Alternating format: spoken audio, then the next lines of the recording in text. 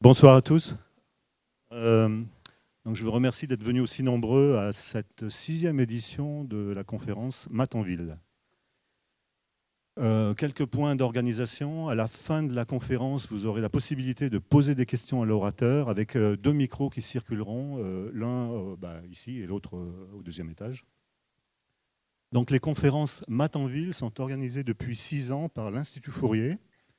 L'Institut Fourier est un des laboratoires de mathématiques de l'université qui s'appelle maintenant Grenoble-Alpes. Le directeur de l'Institut Fourier, Thierry Gallet, que je remercie, m'a chargé de présenter la conférence et de présenter l'orateur. Donc Thierry est à l'extérieur, il attend les officiels, mais il viendra très vite.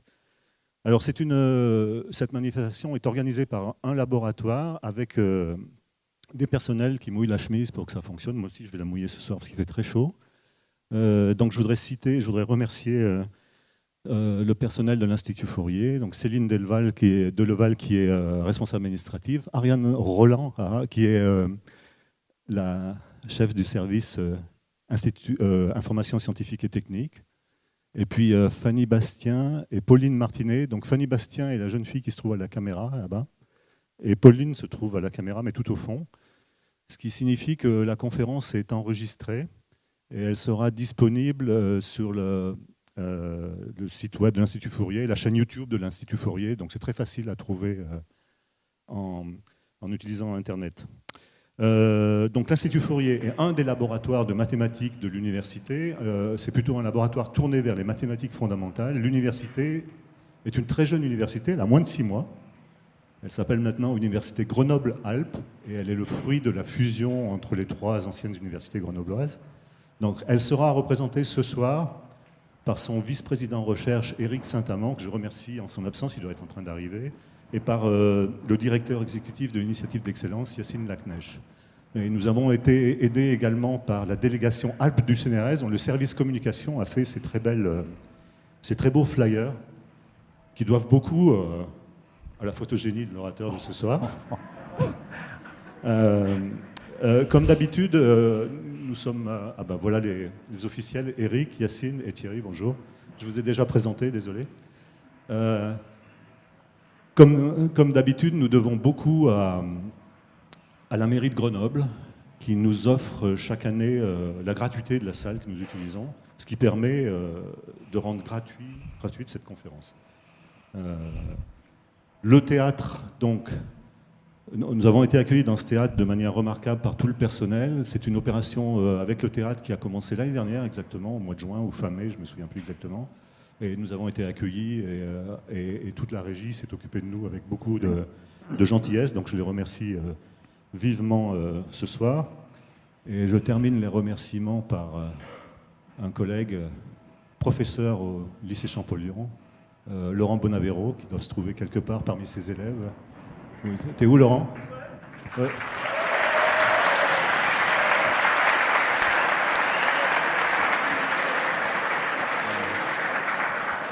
Ça marche chaque année. Laurent nous amène 200 jeunes gens du lycée Champollion qui ne sont pas obligés de venir, en fait. Et ça ne compte pas pour les notes et tout, donc ça nous fait vraiment très plaisir. Donc voilà l'ensemble des acteurs qui permettent à cette opération à laquelle nous tenons beaucoup de fonctionner. Donc l'idée, c'est effectivement que les scientifiques se déplacent en ville pour présenter divers travaux et pas l'inverse. Math en ville, ça veut dire que normalement, on est centré sur les mathématiques, mais les mathématiques et la physique théorique sont 2 disciplines sœurs. Donc parmi les 6 séances, il y en a plusieurs qui ont été consacrées à cette relation entre mathématiques et physique théorique. Alors je suis particulièrement content de l'orateur qui va ce soir vous présenter ses travaux, ou des travaux en cosmologie, Jean-Pierre Luminet, que nous essayons de faire venir depuis plusieurs années, mais bon, les agendas sont très chargés. Donc Jean-Pierre Luminet est un scientifique de renommée internationale, qui a commencé sa carrière en faisant des mathématiques, diplômé de mathématiques, et qui s'est tourné ensuite vers la cosmologie, l'astrophysique, spécialiste, si je ne me trompe pas, de trous noirs, de gravitation. Et Jean-Pierre a inventé des termes comme crêpe stellaire, univers chiffonné. Moi, ça me plaît beaucoup, la crêpe stellaire. Ça reste dans le registre de la nourriture. Donc, il fait partie de ces scientifiques assez rares qui sont à la fois des scientifiques de renommée internationale et aussi capables de diffuser de manière exceptionnelle la science. En particulier, Jean-Pierre a cumulé les prix scientifiques et les prix de diffusion de la science, ce qu'on appelait auparavant vulgarisation. Il est reconnu par ses pairs à tel point qu'un astéroïde de la ceinture principale du système solaire, si je ne me trompe pas, porte son nom. C'est l'astéroïde 5523, découvert en 1991 au Mont Palomar, qui s'appelle maintenant astéroïde Luminé, ce qui est un très joli nom pour un objet céleste éclairé par le Soleil. Et bon, Jean-Pierre est aussi romancier, poète, mais je ne vais pas en dire plus, le mieux c'est de lui céder la parole, donc je vous prie d'accueillir comme il se doit, monsieur Jean-Pierre Luminé.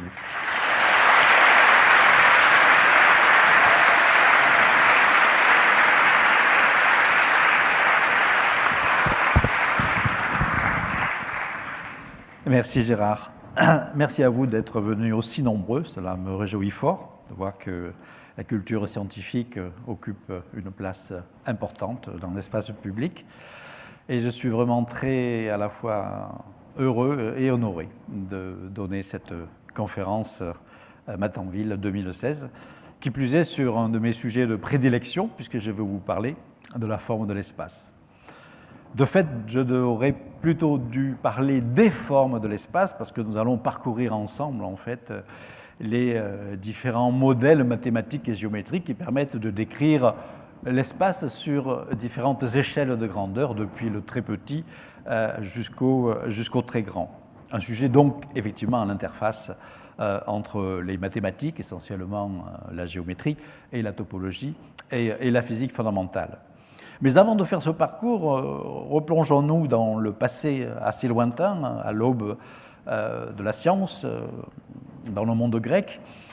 La façon dont les Grecs, les philosophes grecs et les premiers savants qui réfléchissaient à l'organisation de l'univers dans son ensemble concevaient notre univers, avec tout simplement la première question, notre espace est-il fini ou infini? Il y avait plusieurs écoles de pensée, notamment deux. Une école qui prônait un univers fini, avec un bord, donc, vous le voyez à gauche, c'est l'univers prôné par Aristote, Ptolémée, le grand astronome, et qui, un modèle qui sera repris à la Renaissance par des personnages aussi importants que Copernic et Kepler, dans lequel on a effectivement une fermeture de l'univers, en ce sens que ici vous voyez une sphère qui est censée contenir toutes les étoiles. Et au-delà des étoiles, c'était le vide. Donc un univers fini. Et puis il y avait une autre école de pensée, qu'on appelle l'école des atomistes. Les représentants les plus célèbres sont Démocrite, Épicure, et puis Lucrèce, qui a écrit un magnifique poème sur la philosophie atomiste, avec donc un espace, au contraire, qui lui est infini. Alors ça, c'est une gravure plus tardive, de la fin du XVIe siècle, qui montre pour la première fois, dans un système copernicien, où on voit que le Soleil est au centre de l'univers et non pas la Terre, comme dans le vieux système grec, on voit que les étoiles ne sont plus collées à une ultime sphère qui ferme l'univers, mais s'éparpillent dans un espace infini. Alors, de fait, dans l'histoire, au cours des siècles, jusqu'à à peu près la Renaissance, c'est le modèle d'Aristote, le modèle d'univers fini qui s'est imposé, même s'il posait un fameux problème qu'on a appelé le paradoxe du bord, très rapidement repéré par les penseurs de l'époque, notamment Archytas de Tarente, qui était un philosophe pythagoricien du 5e siècle avant Jésus-Christ, puis l'argument sera repris maintes fois, et notamment justement dans le fameux traité de Lucrèce dont je vous parlais, de la nature des choses. Le paradoxe du bord, illustré par cette célèbre gravure, c'est si l'univers a réellement un bord physique, que se passe-t-il si on va au bord et si on tend le bras ou on lance une flèche, un javelot, est-ce que ça se dissout dans le néant ou est-ce que ça agrandit réellement l'espace, auquel cas ce ne serait pas un véritable bord physique? Les Grecs ne pouvaient pas répondre à cette question, on va voir pourquoi. Alors évidemment, après, il y a l'alternative de l'espace infini. Alors l'espace infini fera sa réapparition assez tardivement, essentiellement au milieu du XVIIe siècle, couronné notamment par l'œuvre d'Isaac Newton, qui prône notre espace comme un espace mathématique tridimensionnel, spatialement infini, parcouru donc par les rayons lumineux qui vont en ligne droite perpétuellement. Bien. Alors ce qu'il y a, c'est que l'espace infini pose également quelques problèmes et quelques réflexions paradoxales, notamment le célèbre paradoxe de la nuit noire qui a été initialement proposé par le génial Johann Kepler. Il fait le raisonnement suivant. Dans la cosmologie infinitiste, par exemple soutenue par Giordano Bruno, dans laquelle les étoiles se répartissent dans un espace infini, Kepler fait le raisonnement suivant qu'en quelque direction dans laquelle on oriente notre regard, la ligne de visée finira toujours par rencontrer une étoile, aussi lointaine soit-elle. Et donc il en déduit que si l'espace est réellement infini, contenant donc un nombre en fait infini d'étoiles, eh bien la nuit ne pourrait pas être noire, mais au contraire, elle serait éblouissante, tapissée en fait d'un immense soleil, la somme de toutes les lumières des étoiles. Donc Kepler en déduit, puisque la nuit effectivement est plutôt sombre, que l'espace est fini. En fait, on verra que ce n'est pas nécessairement la bonne réponse. Mais en tout cas, c'est l'un des paradoxes de l'infini. Alors, il y a d'autres paradoxes, je ne veux pas les développer parce que j'ai beaucoup de choses à vous dire, notamment un paradoxe dit de la duplication. Dans un espace infini et un temps infini, toute combinaison finie d'atomes, que ce soit une planète, une plante, un être humain, etc., va se répéter un nombre infini de fois. Donc, il va y avoir des duplications de toutes choses, y compris de nous-mêmes, faisant exactement les mêmes choses, avec toutes les variantes possibles imaginables, par exemple, le fait que ce soir vous ne veniez pas assister à la conférence, vous fassiez autre chose, par exemple, voilà. Et un autre paradoxe, donc le paradoxe des quantités infinies, qui pose toujours des problèmes pour les physiciens. Donc je n'insiste pas, l'un de mes ouvrages, qui paraîtra à l'automne, traitera de ces questions-là, coécrit avec Marc Lascezeré. Donc dans les deux cas, univers fini, paradoxe du Bohr, univers infini, beaucoup de paradoxes de l'infini. Donc y a-t-il une solution? D'après vous, il y a une solution très simple, en fait. Vous ne la devinez pas? C'est l'espace fini sans Bohr. Comme ça, on évite le paradoxe de l'infini et on évite le paradoxe du Bohr. Alors cela peut paraître surprenant, effectivement, à première vue, qu'on puisse avoir un espace fini sans Bohr. Et effectivement, les Grecs ne pouvaient pas le concevoir parce que pour cela, il fallait attendre l'avènement de ce qu'on appelle les géométries non euclidiennes au XIXe siècle, développées par quelques génies mathématiques comme Lobachevsky, Carl Friedrich Gauss ou Riemann, qui imaginent en fait des géométries qui n'obéissent pas des géométries parfaitement cohérentes sur le plan mathématique, avec des axiomes précis, qui n'obéissent pas tout à fait aux mêmes axiomes que la géométrie ordinaire, la géométrie dite euclidienne, essentiellement parce que ce sont des géométries qui possèdent de la courbure. Alors, par exemple, il y a des espaces à courbure positive, comme une sphère, ou des espaces à courbure négative, comme l'intérieur d'une selle de cheval. Vous savez par exemple que dans les lois de la géométrie ordinaire, eh bien, la somme des angles d'un triangle est égale à 180 degrés. Eh bien, dans une géométrie à courbure positive, la somme des angles d'un triangle est toujours supérieure à 180 degrés. C'est l'une des caractéristiques de géométrie à courbure positive. Et au contraire, dans une géométrie à courbure négative, la somme des angles d'un triangle est toujours inférieure à 180 degrés. Alors en fait, c'est ce type de géométrie, et notamment les géométries à courbure positive, qui permettent de construire de façon très simple, en fait, des modèles d'espace fini sans bord. Alors je vous donne tout de suite un exemple, j'y reviendrai plus tard, parce qu'on va essayer de l'utiliser dans les modèles de cosmologie. C'est l'hypersphère. Voilà, donc premier exemple, clairement montré par Riemann. Alors pour expliquer l'hypersphère, on va d'abord partir du cas plus simple de la sphère, simplement, à 2 dimensions, qui est donc une surface.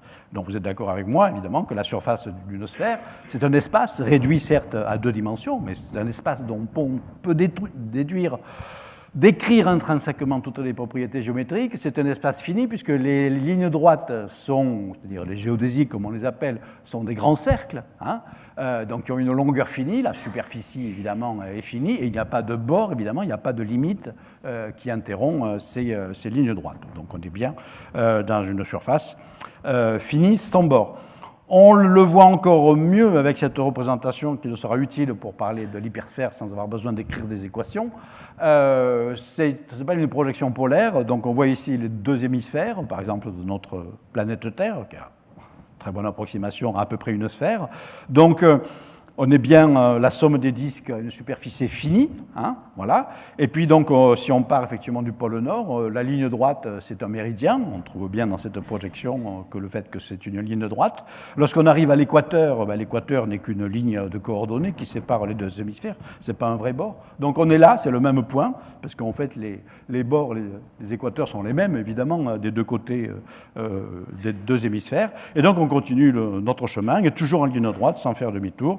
On finit la grande boucle. On a effectivement parcouru la totalité du méridien, donc surface finie sans bord. Donc maintenant, muni de cette façon très simple de représenter une surface finie sans bord, on rajoute une dimension de plus pour décrire l'hypersphère, qui est simplement la généralisation à 3 dimensions d'une surface sphérique. Donc on remplace les disques aplatis par 2 volumes sphériques. Le premier volume va représenter une sorte d'hyper-hémisphère au nord, le second volume une sorte d'hyper-hémisphère au sud. Les équateurs acquièrent 2 dimensions cette fois-ci, donc c'est la surface, une sorte d'hyper-équateur. Ils sont collés entre eux, ce sont évidemment les mêmes points des deux côtés de ces hémisphères. Donc on part d'un point quelconque de cette hypersphère, par exemple ici de Grenoble, on prend un vaisseau spatial, on finit en ligne droite. Voilà. Alors, on va parcourir des milliards d'années-lumière. Enfin, ça dépend de la taille, évidemment, de l'hypersphère cosmique. Donc, une fois qu'on est là, sans on se rendre compte, en fait, on est là, évidemment, c'est le même point. On continue tout droit le chemin, et sans jamais faire demi-tour. Vous devinez, hein, c'est absolument trivial. On rentre à la maison. On a fait un immense tour à l'intérieur d'un volume, cette fois-ci, donc fini, parce qu'on ne s'est jamais éloigné à l'infini. Et on n'a évidemment jamais rencontré aucun bord et aucune limite. C'est cela, l'hypersphère. Bon, donc vous voyez, c'est une géométrie parfaitement cohérente. Et attention, pour éviter les nombreuses questions, qu'est-ce qu'il y a en dehors ? Ici, il s'agit d'une représentation géométrique qui n'a rien à faire d'un dehors. Vous pouvez toujours me dire que la surface d'une sphère, la sphère, elle est plongée, le ballon, c'est plongé dans un espace avec une dimension de plus. Mais on n'a pas besoin de cet espace pour décrire totalement les propriétés de la sphère. Un observateur, sur une sorte de paramécie à 2 dimensions, qui serait une paramécie mathématicienne à la surface d'une sphère, décrirait totalement toutes les propriétés de la sphère sans jamais réaliser qu'il existe éventuellement une dimension supplémentaire dont il n'a que faire. C'est pareil avec l'hypersphère, on le verra tout à l'heure, il est possible que dans le cadre des modèles de la cosmologie que nous développons, la forme de notre espace soit une hypersphère, mais ce n'est pas une hypersphère qui est contenue dans un espace avec une dimension supplémentaire. Bien. Et puis il y a une deuxième branche absolument fondamentale de la géométrie qui s'est développée à peu près à la même époque, c'est-à-dire fin 18e et 19e siècle, qui s'appelle la topologie, qui également permet de construire des espaces finis sans bord.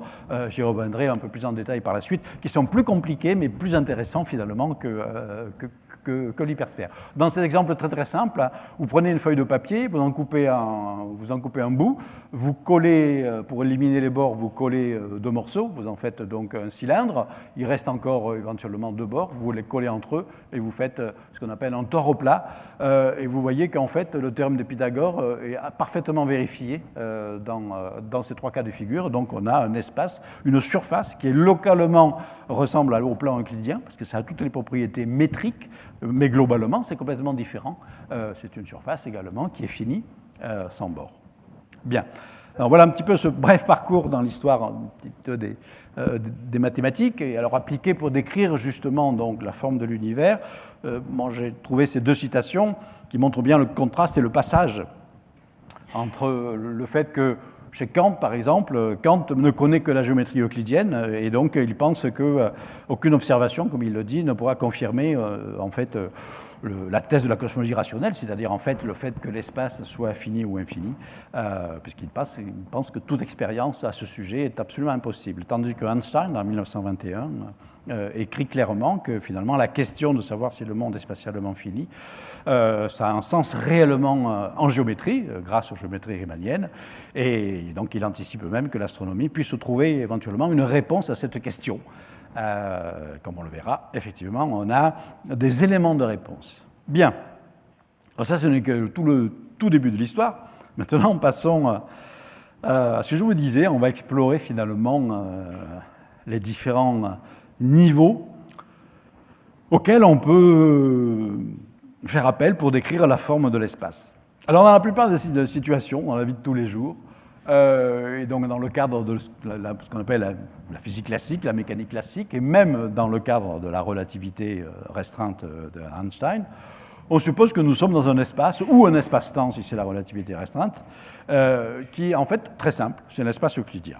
C'est-à-dire, il n'a pas de courbure, il n'a pas de topologie, ou en tout cas, il a la topologie triviale, comme on dit, la topologie la plus simple.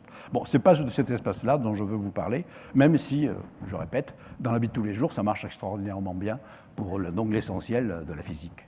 Bien, qui n'est pas la physique relativiste, qui n'est pas la physique quantique. Bon, nous, ce qui va nous intéresser, c'est quand on rajoute de la gravitation. Eh bien, comme on le verra, quand on rajoute de la gravitation, eh bien, Einstein nous dit, la théorie de la relativité générale nous dit, eh bien, il faut introduire de la courbure pour décrire la gravitation. Donc, cette fois-ci, on a des espaces avec une courbure. Alors, on peut avoir localement des courbures très fortes, par exemple, provoquées par des objets très compacts, que sont les trous noirs, ou on peut avoir une courbure plus uniformément distribuée dans l'ensemble de l'espace, grâce à une distribution homogène de matière et d'énergie dans l'univers. C'est le cas de la cosmologie, et donc la description de l'univers dans son ensemble. Bien, ça c'est un premier niveau dans lequel on a introduit la courbure. Maintenant, le niveau global. Justement, la question que se posaient les Grecs. La forme globale de l'univers, est-il fini ou infini, etc. Et quelle est sa taille, quelle est sa forme? Eh bien, en fait, comme on le verra, la relativité générale ne répond pas à cette question-là, parce que c'est une théorie qui donne des solutions locales, c'est-à-dire des métriques, la façon de mesurer localement la courbure de l'espace, mais ne dit rien sur la forme globale de l'espace. Donc, il faut rajouter des hypothèses venant de la topologie, et donc fonder cette branche à laquelle j'ai eu la chance de beaucoup contribuer, qu'on appelle la topologie cosmique, pour décrire des formes possibles, des formes globales possibles de notre univers, qui, comme vous le verrez, peuvent être assez surprenantes, tellement surprenantes qu'elles peuvent nous plonger dans quelques illusions d'optique cosmique. Et puis on descend au contraire dans le bas de l'échelle, et on va s'intéresser cette fois-ci à la structure possible de l'espace, à très très petite échelle, dans laquelle il y a aussi de la courbure et de la topologie, comme à grande échelle, mais celles-ci sont plutôt régies par les phénomènes, disons probabilistes pour simplifier, de la physique quantique. Donc c'est plutôt des descriptions plutôt fluctuantes d'une courbure et d'une topologie qui à très petite échelle serait constamment changeante. Et donc c'est le grand sujet des physiciens théoriciens de ce siècle-là que d'élaborer des théories capables de décrire peut-être la structure de l'espace-temps à ce niveau extraordinairement petit, à des échelles qu'on appelle les échelles de Planck, donc 10 puissance moins 33 cm, dans lesquelles donc, on aurait, je répète, de la courbure et de la topologie fluctuante. On appelle ça des théories de gravité quantique. Voilà, donc c'est le programme de ce soir, vous voyez qu'il est assez chargé. Donc sans plus tarder, j'en viens donc à la relativité générale, je vous le disais, donc, qui se traduisent évidemment par des équations du champ, les équations d'Einstein, qui vont remplacer les équations usuelles, par exemple les équations de Newton et l'équation de Poisson. Donc l'essence même de la relativité générale, c'est d'assimiler les phénomènes de gravitation non pas à une force, une interaction instantanée à distance, comme le supposait Newton, mais simplement une manifestation purement géométrique. C'est une géométrisation totale de la physique gravitationnelle que nous propose Einstein en termes d'une courbure. Voilà, donc la gravitation, c'est une manifestation de la courbure de l'espace-temps. Et cette courbure, elle est provoquée, comme le suggère cette métaphore visuelle, par la présence d'un corps massif, comme si l'espace était une sorte de tissu élastique.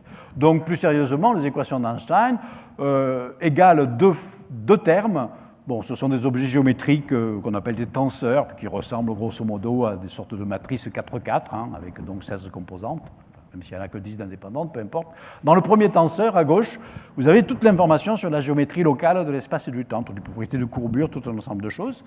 Et à droite, dans le membre de droite, vous avez toutes les informations sur la distribution de matière et d'énergie, et également son mouvement. Et tout ça, ça engendre de la gravitation. Voilà. Et donc les équations d'Einstein, admirablement condensées, proposent l'équivalence entre la géométrie locale de l'espace-temps et la distribution de matière et d'énergie. Et les solutions, c'est ça. c'est quoi? C'est jamais qu'une généralisation du théorème de Pythagore. Hein, voilà. Dans un espace à quatre dimensions. Donc c'est une description nouvelle de la gravitation extrêmement profonde. Le premier problème qui va se poser, c'est celui de l'effondrement gravitationnel. On sent intuitivement, et c'est manifeste quand on voit dans les équations, si on augmente le tenseur impulsion-énergie, on va augmenter d'une certaine façon les propriétés de courbure. Donc très symboliquement, ça veut dire que si je vais compacter une masse dans l'espace, que va devenir le puits de gravitation de plus en plus fortement courbé par cette masse. C'est le problème qu'on appelle l'effondrement gravitationnel. C'est-à-dire, donc, par exemple, on prend une masse stellaire par exemple, eh bien, elle s'effondre une fois qu'elle n'a plus de carburant, par exemple, pour résister à sa propre gravité, et elle va former un objet compact, dont le plus spectaculaire de tous, dont je vais vous parler, c'est le trou noir. Donc c'est un sujet qui a été absolument fondamental, conséquence incontournable de la relativité générale, qui a été donc abordée par un ensemble de plus brillants physiciens du XXe siècle, ont traité de l'effondrement gravitationnel, aboutissant éventuellement donc à la formation de cet objet fascinant qu'est le trou noir et qui m'a tellement occupé et qui continue à m'occuper beaucoup. Sujet absolument inépuisable. Alors, deux diagrammes, j'aime bien ces diagrammes-là parce qu'ils sont très pédagogiques, ça s'appelle des diagrammes d'espace-temps. Espace-temps parce qu'ici on a l'espace et verticalement on a le temps qui se déroule et ça permet sans équation en fait de décrire l'essentiel des propriétés finalement de l'espace-temps courbé, les façons dont il va se courber lorsqu'une étoile s'effondre pour former un trou noir. Donc à gauche, regardez d'abord à gauche avant de regarder à droite, à gauche vous avez la surface d'une étoile. Bon, j'ai réduit à 2 dimensions, évidemment, pour le dessin. Donc, elle est en effondrement, donc c'est pour ça que ça se contracte. Et vous voyez qu'à un moment, en fait, il y a ce tube grisé qui se développe. En fait, c'est la surface d'une zone de l'espace-temps qui va être une sorte de piège. Ça va être précisément la surface d'un trou noir. À l'intérieur, ce sera un trou noir. Et cette surface, qui n'est pas une surface matérielle, mais une surface immatérielle, une frontière de l'espace-temps, s'appelle un horizon des événements, en ce sens que tout point situé à l'intérieur de ce tube, c'est un événement, un point dans l'espace-temps, c'est un événement, bien entendu, tout point est inaccessible à un observateur extérieur. Et donc, pour tout observateur extérieur, la surface du trou noir est un horizon au-delà duquel il ne peut pas voir. Alors, en utilisant l'analogie, mais assez pertinente, comme on le verra plus tard, du tissu élastique, on voit que la déformation du tissu est de plus en plus grande à mesure que, effectivement, l'effondrement se poursuit et la formation d'un horizon, c'est un moment critique où on a une sorte de pincement du tissu élastique qui va produire un nœud qu'on appelle une singularité, un nœud de densité infinie, mais avant que ça se développe, il y a donc la formation de cette zone de non-retour qui correspond à un horizon des événements. On le voit mieux avec le schéma de droite qui utilise en plus ce qu'on appelle des cônes de lumière. Alors le cône de lumière, c'est aussi un outil pédagogique extraordinaire, mais c'est plus que pédagogique, ça permet de faire des calculs extraordinaires également. Le cône de lumière, c'est à partir d'un point,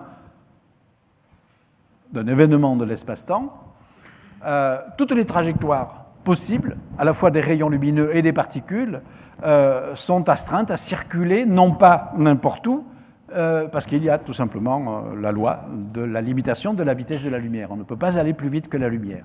Voilà. Donc ça veut dire que toutes les particules allant vers le futur sont astreintes à circuler à l'intérieur d'un cône qui est engendré précisément par toutes les trajectoires des rayons lumineux. Donc ça s'appelle des cônes de lumière. Voilà. Donc ces cônes de lumière sont tissés par les rayons lumineux et toutes les particules matérielles de masse non nulle voyagent à l'intérieur de ces cônes de lumière. Donc à un point donné, le cône de lumière fixe les directions possibles de navigation. Et ailleurs, il est interdit de naviguer. Alors on voit bien les cônes de lumière, la façon dont ils s'inclinent à mesure que l'étoile se contracte.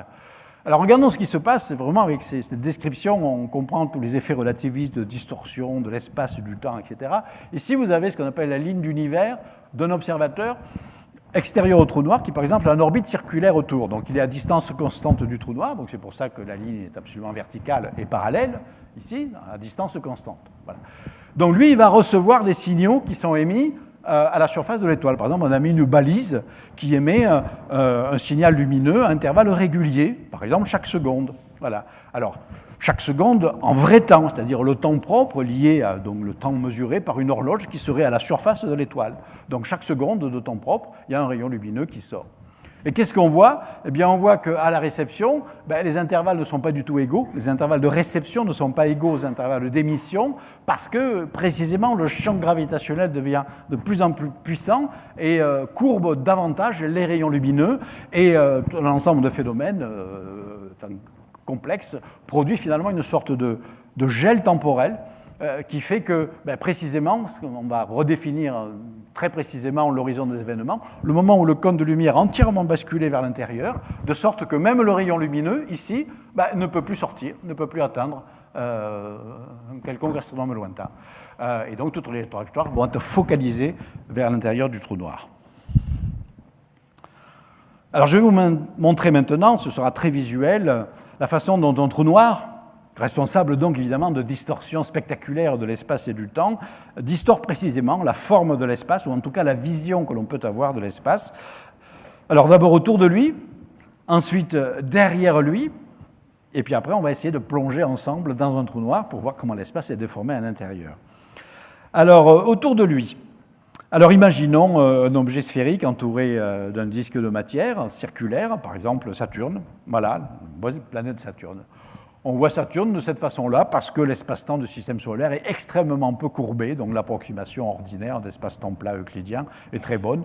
Donc c'est normal de voir les anneaux de Saturne circulaires en projection, une ellipse, avec une partie cachée parce qu'on n'est pas trop au-dessus du plan des anneaux. Je trouve que, un petit peu, pas tout à fait au début de ma carrière, mais quelques années après, à la fin des années 70, je me suis amusé à calculer. C'est une époque encore où les astronomes, moi je débarquais en tant que mathématicien, je débarquais à l'observatoire de Meudon entouré d'astronomes qui essentiellement, je voyais bien qu'ils ne croyaient pas aux trous noirs. Tout simplement parce qu'il n'y avait pas encore effectivement d'observation convaincante sur l'existence des trous noirs. Alors je me suis dit, peut-être une bonne façon de les rendre plus crédibles, c'est de calculer à quoi ils pourront ressembler le jour où on pourra s'approcher suffisamment près. Alors soit avec des immenses télescopes, ou soit éventuellement, ça fait un peu plus science-fiction, j'en lisais beaucoup à l'époque, avec un vaisseau spatial qui va se promener dans l'espace. Voilà. Alors avant de se lancer dans des calculs compliqués, parce qu'on peut faire des calculs compliqués, effectivement, vous intégrez toutes les équations décrivant les propagations des rayons lumineux dans l'espace-temps courbé par la présence d'un trou noir. Un raisonnement géométrique très simple permet d'avoir déjà l'intuition de ce que l'on doit trouver. Avant de mettre un programme d'ordinateur, c'est bien d'avoir une idée de ce qu'on va obtenir. Voilà. Et donc voilà, tout simplement... le trou noir est ici, le disque de gaz est ici, eh bien on voit qu'en fait les rayons lumineux partant de l'arrière sont relevés par le champ de gravité. Et donc il n'y a plus de partie cachée. Vous voyez l'anneau? Il prend cette forme-là. On voit la totalité du dessus du disque. Mais encore beaucoup plus fort, on voit également une partie du dessous, parce que les rayons lumineux partant de l'autre côté, qui normalement devraient aller vers le bas, certains d'entre eux remontent vers l'observateur lointain, toujours à cause du champ gravitationnel extraordinairement puissant du trou noir, et donne une image secondaire qui est en fait l'autre côté, carrément l'envers du disque. Et donc ça se traduit ici par cette image secondaire. Alors tout ça peut être élaboré après de façon plus rigoureuse pour, voilà, j'avais proposé en 1979, voilà, cette première image simulée d'un trou noir entouré d'un disque de gaz brillant. Le trou noir, il est là. Ça, c'est la face avant du disque gazeux. Et ça, c'est le petit halo qui entoure le trou noir. C'est un morceau très déformé de la face arrière. Voilà. Alors, vous noterez que l'image est asymétrique, c'est-à-dire le flux lumineux est beaucoup plus important à gauche qu'à droite. Pourquoi? Parce qu'en fait, le disque est en rotation extrêmement rapide autour du trou noir. Et donc, il y a un effet, vous connaissez sans doute, ça s'appelle l'effet Doppler, ou l'effet Doppler-Fizeau pour la lumière, qui va amplifier le flux lumineux que nous recevons dans la partie qui s'approche de nous et va le diminuer dans la partie qui s'éloigne. Mais évidemment, intrinsèquement, à distance constante du trou noir, c'est pareil à droite ou à gauche. Et simplement, du point de vue observationnel, à cause de la rotation de cet effet Doppler, il y a une asymétrie. Bien, donc ça, c'était le tout premier travail qui avait commencé à me faire un petit peu connaître dans la communauté de l'époque. Et puis donc, ce travail a été repris de façon beaucoup plus sophistiquée avec des ordinateurs beaucoup plus puissants, on met des couleurs, des animations, etc. Donc, vous voyez ici, par exemple, une image obtenue par un de mes collègues quelques années plus tard. voit ceci. Alors, je suis sûr, il y a beaucoup de jeunes dans la salle, vous êtes allés voir probablement l'année dernière le film Interstellar, ce fameux film de science-fiction américain dans lequel donc on voit également des simulations numériques de trous noirs à l'aide des supercomputers d'aujourd'hui, qui n'ont plus rien à voir évidemment avec les vieux ordinateurs que j'utilisais à l'époque, sachant que le conseiller scientifique du film s'appelle Kip Thorne. C'est un de mes collègues astrophysiciens, c'est un des grands spécialistes également des trous noirs. Et vous constatez que dans cette image, alors il y a effectivement un petit peu les distorsions que l'on retrouve de l'image précédente, mais il n'y a pas d'asymétrie du flux lumineux. Voilà. Tout simplement parce que, comme Kip Thorne me l'a écrit avant que le film paraisse sur les écrans, il m'a envoyé un petit mot très gentil me disant « Jean-Pierre, si jamais tu vas voir le film Interstellar, ne sois pas choqué du fait qu'on n'ait pas pris en compte ce que tu avais pris en compte toi dans ton premier calcul, c'est-à-dire la rotation du disque, parce que simplement c'est le réalisateur et le producteur qui n'ont pas voulu de cet effet, parce qu'ils pensaient que le spectateur ne comprendrait rien du tout. Bien, donc ils ont supprimé l'effet Doppler. Voilà, donc finalement cette image plus léchée, elle est moins précise que l'image que nous avions calculée précédemment, et de fait, cette configuration, vue dans le plan équatorial, nous l'avions calculée nombreuses années auparavant avec Jean-Alain Marc, et une image plus réaliste donnerait ce genre de choses. Bien. Je vous disais qu'on a fait des simulations numériques, c'est-à-dire un véritable voyage. Je vous montre brièvement un film très très court. Je vois déjà que le temps file à une allure folle, alors on va essayer de le rendre élastique grâce à la relativité générale. Alors ça, c'est un travail qui a été fait donc, par Jean-Alain Marc en 1993. Ici, en fait, ici, c'est le trou noir. Ici, vu par la tranche, c'est le disque de gaz. On suppose qu'il y a un disque de gaz très très mince. On le voit par la tranche. Et on va être dans un vaisseau spatial qui va faire ce genre de trajectoire. Hein, voilà. En fait, c'est une orbite qui est affectée d'une forte précession, ça s'appelle, hein, c'est-à-dire le périhélie de l'orbite avance énormément. C'est un effet purement relativiste. Et simplement, on va traverser plusieurs fois le disque d'accrétion et on va calculer exactement le paysage que cela donne. Alors je répète, ce ne sont pas des vues d'artistes, hein, ce sont réellement des calculs scientifiques où chaque point de l'image, c'est une intégration des trajectoires, des rayons lumineux. Alors, voilà ce que ça donne. Voilà, on a traversé, on est passé au-dessus, on passe de l'autre côté, on retraverse, on passe par-dessous et ainsi de suite. Voilà. Alors on a l'impression d'un espace-temps mou et souple. L'espace-temps, il n'est pas mou et souple, c'est simplement effectivement tous ces mirages et ces illusions d'optique provoquées par la courbure de l'espace-temps qui donne donc ces effets. Voilà. Bien, alors ça, ce qui se passe autour. Maintenant, qu'est-ce qui se passe derrière? Le trou noir peut éventuellement se projeter sur un arrière-plan. Alors, il y a un phénomène également prédit par la relativité générale, qui est facile à comprendre, ça s'appelle le phénomène du mirage gravitationnel. C'est-à-dire que un observateur qui veut observer un astre extrêmement lointain, mais sur la ligne de visée, il y a un objet massif qui va donc, dans son voisinage, courber l'espace-temps et donc dévier les trajectoires des rayons lumineux. Vous voyez que l'objet A ne va pas être vu là où il est réellement, mais il va être démultiplié en plusieurs images, puisqu'il va y avoir différents faisceaux lumineux qui vont se scinder en plusieurs faisceaux en passant dans cette zone courbée et reconverger vers l'observateur qui va avoir plusieurs images. Bien. Donc ça s'appelle les mirages gravitationnels. Alors évidemment, on a depuis découvert des centaines de mirages gravitationnels qui sont provoqués par ce qu'on appelle des lentilles gravitationnelles, qui ne sont pas des trous noirs. Ce sont des objets ordinaires, des galaxies, des amas de galaxies. Je vous en montre deux. Hein, voilà. Alors, dans une situation idéale, où on aurait un alignement parfait avec des objets sphériques, pour des raisons de symétrie évidente, le mirage gravitationnel devrait produire un anneau parfait, qu'on appelle l'anneau d'Einstein. Donc vous voyez que la nature réalise généralement pas, évidemment, ces alignements parfaits, donc on voit des bouts d'anneaux.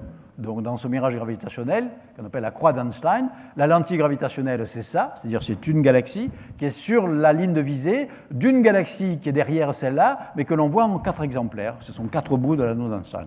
Et ici, ce mirage gravitationnel plus récent, il vient juste d'être découvert, il y a une année à peu près, il est beaucoup plus proche de la configuration idéale. Hein, on a presque effectivement un anneau d'Einstein parfait.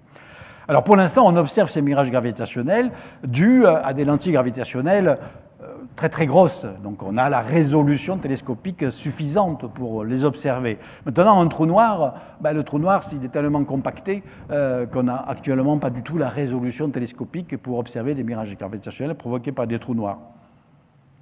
Peu importe, on va le calculer. C'est-à-dire on va faire également des simulations numériques, comme je l'avais fait pour le disque d'accrétion. Alors ça, c'est un travail qui a été fait par un de mes collègues, Alain Riazuelo, à l'Institut d'astrophysique de Paris, où on calcule donc le paysage, la façon dont un paysage va se transformer, le paysage d'arrière-plan va se transformer lorsque sur la ligne de visée, il y a un trou noir. Alors ça, c'est un paysage absolument pas fictif, ce qu'on peut voir dans l'hémisphère sud. Évidemment, on ne voit pas aussi bien à l'œil nu, mais ce sont bel et bien les étoiles réelles. Ça, c'est la Voie lactée. On est en direction de la constellation du Sagittaire, c'est-à-dire en direction du centre galactique. C'est pour ça qu'il y a cette zone un peu bulbeuse. Le plan de la Voie lactée, ça, par exemple, c'est les étoiles qui sont alpha et bêta du Centaure. Bien, donc c'est un paysage réel. Maintenant, on va recalculer ce paysage en supposant qu'il y a un trou noir dans cette direction-là. Voilà. Et bien voilà ce que devient le nouveau paysage cosmique.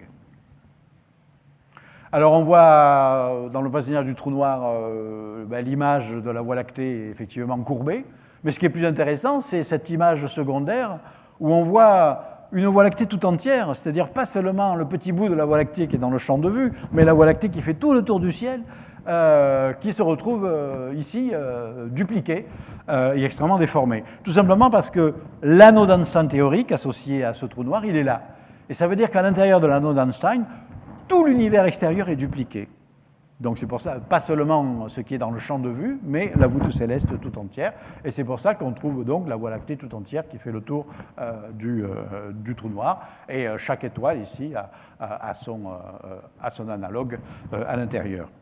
Alors pour que ce soit encore plus spectaculaire, je vous montre toujours calculé par Alain Riazuelo la façon dont ce paysage, à nouveau un paysage de l'hémisphère sud, la Voie lactée, la Croix du Sud, les 4 étoiles qui sont là, Alpha, Bêta du Centaure, Canope, une étoile brillante, et surtout là, les deux nébulosités sont les nuages de Magellan, le grand nuage de Magellan et le petit nuage de Magellan, qui, comme vous le savez si vous connaissez un peu d'astronomie, sont des petites galaxies irrégulières, satellites de notre Voie lactée, que l'on voit à l'œil nu dans l'hémisphère sud lorsque le temps s'y prête. Maintenant, on va faire passer un trou noir, comme ça, directement devant le grand nuage de Magellan, et toujours par ces simulations numériques très précises, on va calculer le paysage et la façon dont il se transforme.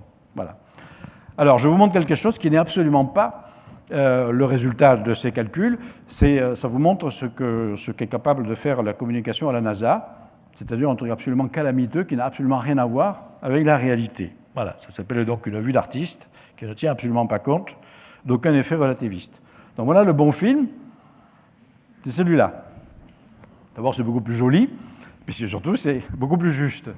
Alors, qu'est-ce qu'on voit? On voit une nuée de petits points brillants autour du trou noir qui se déplace, parce que c'est l'ensemble de toutes les étoiles visibles à l'œil nu de la sphère céleste. Il faudrait que j'interrompe ça pour faire une petite pause, et là, voilà.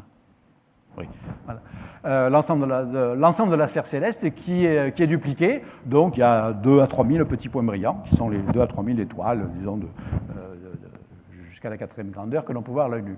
Et puis vous voyez effectivement que l'image du grand nuage de Magellan prend la forme d'un croissant, voilà, qui va s'arrondir. Alors, si on poursuit la simulation, comment je fais pour poursuivre ?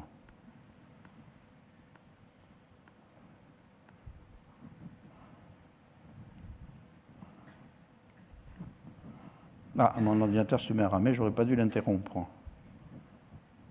On va revenir en arrière, vous allez voir, j'espère que ça va marcher. Voilà, bon. Alors voilà, le grand nuage de Magellan se déforme progressivement à mesure que le trou noir s'approche. Et puis comme le calcul est correct, au moment où le trou noir va passer exactement au centre, sur la ligne de visée du centre du grand nuage de Magellan, on a l'anneau d'Einstein parfait. Et là, on a vraiment la duplication exacte de tout ce qu'il y a à l'extérieur. On voit la Voie lactée et ainsi de suite. Donc voilà quelques-uns des effets tout à fait fascinants provoqués, donc des effets de mirage, d'illusion d'optique provoqués par les trous noirs, qui un jour seront peut-être observables, d'autant que les mirages gravitationnels, on commence à les utiliser comme des sortes de télescopes naturels. Alors, je vous l'ai dit, on n'a pas accès pour l'instant à des mirages gravitationnels dus à des trous noirs, mais déjà les mirages gravitationnels ordinaires nous permettent de voir des objets d'arrière-plan dont la lumière est amplifiée. Et s'il n'y avait pas le mirage gravitationnel, leur luminosité serait trop faible pour être perçue par les télescopes actuels. Et grâce à un mirage gravitationnel, on les voit. Donc c'est une sorte de télescope naturel et qu'on a amené peut-être à utiliser, on sera amené à utiliser de plus en plus dans le futur. Alors, quelque chose que j'ai rajouté très récemment, parce qu'il y a une actualité brûlante là-dessus, c'est les ondes gravitationnelles. Mais les ondes gravitationnelles ont aussi à faire, évidemment, avec la forme locale de l'espace. Les ondes gravitationnelles, la relativité générale nous dit que non seulement l'espace-temps est déformé par une masse donnée, mais lorsque cette masse se déplace, la courbure va aussi se propager, un petit peu comme si vous agitez un bâton à la surface d'un étang, vous avez des ondes concentriques. Voilà. Donc ici, par exemple, c'est au moment de l'effondrement d'une étoile unique, vous avez un creux principal, le puits de gravitation, mais il va y avoir également des ondulations de courbure qui vont se propager vers l'extérieur à la vitesse de la lumière qu'on appelle les ondes gravitationnelles. Et là, il y a une petite animation pédagogique où l'espace-temps est agité par deux trous noirs binaires, donc en rotation l'un autour de l'autre, ou deux objets compacts qui agitent l'espace-temps et font varier la courbure et donc produisent ces ondes de gravitation. Et comme vous l'avez sans doute entendu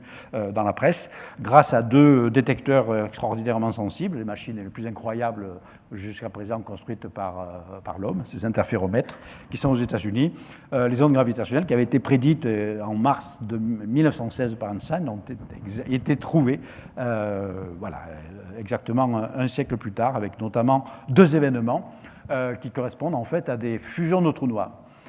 Donc des événements qui se sont déroulés il y a 1,3 milliard d'années, mais qui sont arrivés sur Terre, qui sont passés sur Terre au moment où on a ouvert les détecteurs, donc c'était très très chanceux.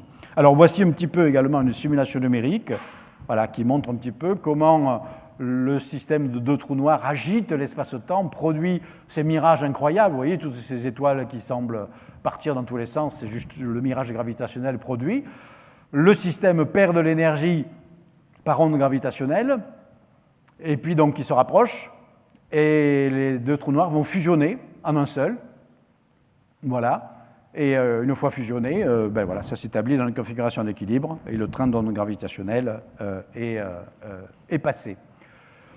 On a ainsi fait donc un signal gravitationnel qui a converti grosso modo trois masses solaires tout entières en énergie gravitationnelle en une fraction de seconde. Le processus a duré moins d'une seconde. Bien. Alors maintenant, je vous ai promis d'aller à l'intérieur des trous noirs. Alors, qu'est-ce qui se passe à l'intérieur d'un trou noir ? Alors, une autre façon de représenter ça, c'est on va représenter l'espace-temps extérieur par un damier. Alors, s'il n'y a pas de courbure, s'il n'y a pas de gravitation, le damier ressemble à un jeu de dames ou un jeu d'échecs. Mais il y a dans la gravitation, donc le damier est déjà déformé. D'accord ? Ici, c'est l'horizon du trou noir. Ici, c'est l'anneau d'Einstein. Et donc, ici, c'est une première duplication du damier extérieur due à la présence du trou noir. Je vais pas vous montrer ça. Vous allez peut-être pousser un soupir de soulagement. C'était quelques petites équations qui vous montraient qu'en fait, quand on montre ce genre de schéma, certains me disent mais non, c'est vraiment qu'une analogie, ça ne marche pas du tout. Mais en fait, non, ça repose réellement sur une technique mathématique de visualisation qu'on appelle en fait les diagrammes de plongement. Donc, je n'insiste pas parce que j'ai énormément d'autres choses à vous raconter. Bien, voilà. Alors ça, ces techniques de plongement nous donnent une idée de la courbure provoquée dans le tissu élastique de l'espace par un objet qui n'est pas effondré. Une étoile normale, par exemple. Donc là, cette zone en rouge, elle est occupée par la matière de l'étoile. Bien. Au fond, il ne se passe rien de spécial, c'est lisse, c'est continu. Maintenant, qu'est-ce qui se passe pour un objet effondré, c'est-à-dire un trou noir ? Bon. Alors pour le trou noir ordinaire, qu'on appelle un trou noir de Schwarzschild, qui est un trou noir sphérique, qui n'est pas en rotation, la grande surprise, c'est de trouver qu'on a cette structure-là, qui initialement avait été découverte par Flamme, on l'a complètement oublié en 1916, qui ne comprenait d'ailleurs pas vraiment ce que ça signifiait.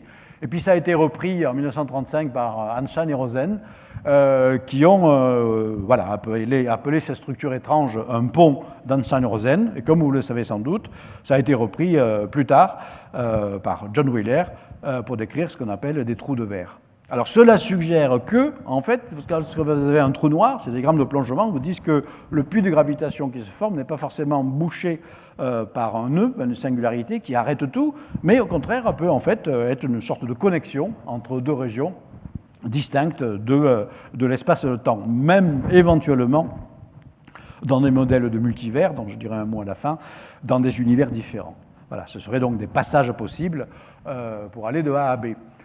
Pour aller de A à B, si vous êtes dans l'espace-temps normal, il faut faire un immense trajet. Et en pratique, comme nous sommes limités par la vitesse de la lumière, ça veut dire qu'on n'ira jamais visiter physiquement les étoiles lointaines, ne parlons même pas des galaxies. En revanche, s'il y a des trous de verre qui sont traversables, et qu'on emprunte le trou de verre au lieu de faire le grand tour, on peut faire un parcours de 1000 années-lumière, on peut le faire en quelques heures, sans avoir dépassé la vitesse de la lumière, tout simplement parce qu'on a emprunté des raccourcis de l'espace-temps pour voyager. Donc ça a ouvert évidemment d'immenses espoirs pour le voyage futur dans l'espace-temps. Alors est-ce que c'est de la pure science-fiction ou pas? Non, parce que ça repose sur des solutions mathématiques, des équations de la relativité.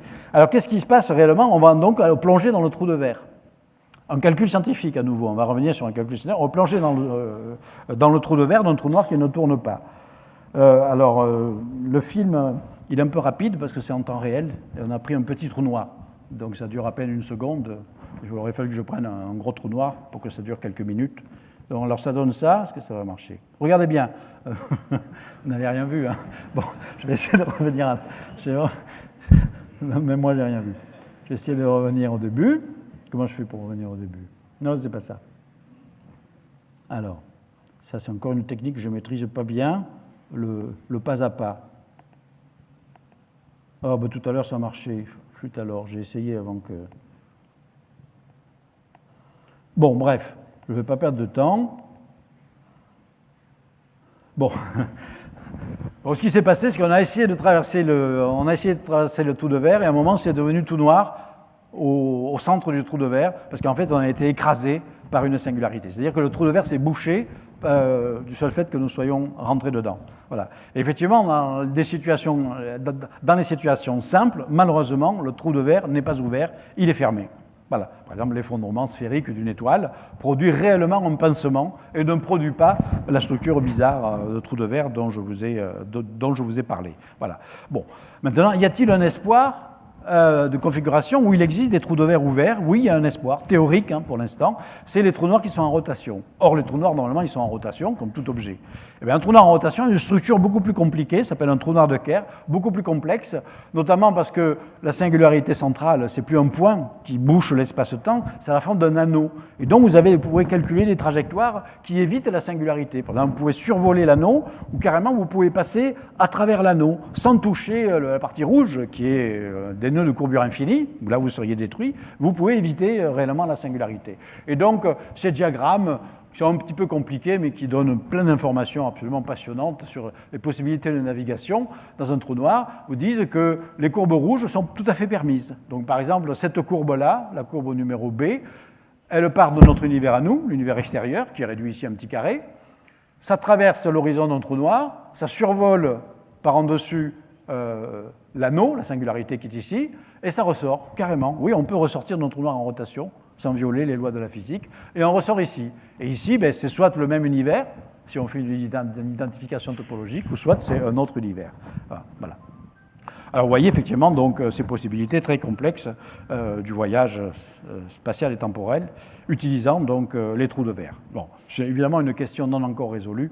Est-ce que les trous de verre sont réellement des structures physiques stables? Dans la physique ordinaire, les trous de verre ne sont pas stables, c'est-à-dire que même s'ils se forment, le seul fait d'y entrer les perturbe suffisamment pour les boucher.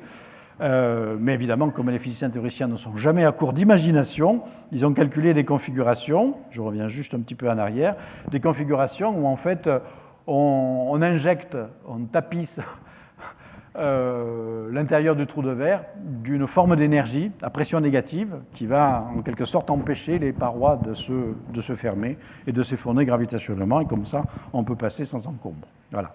C'est des calculs mathématiques, qui ressemblent plutôt à de la science-fiction, mais ce sont quand même des calculs mathématiques. Bon, alors il est grand temps que je passe à la cosmologie. La cosmologie basée sur la relativité générale, donc on appelle ça la cosmologie relativiste. Bien, il y a une propriété nouvelle, cette fois-ci, en cosmologie, c'est que la matière, elle est répartie à peu près uniformément dans l'espace, la matière et l'énergie. D'ailleurs, l'image d'arrière-plan montre effectivement un champ de galaxies où on voit qu'il n'y a pas de région vide de galaxies et des régions pleines. Bon, c'est à peu près uniforme. Ça va avoir une conséquence immédiate quand on va chercher des solutions cosmologiques des équations de la relativité. Le fait que la matière soit distribuée uniformément va également distribuer uniformément la courbure. Ça veut dire que on va avoir un espace à courbure constante.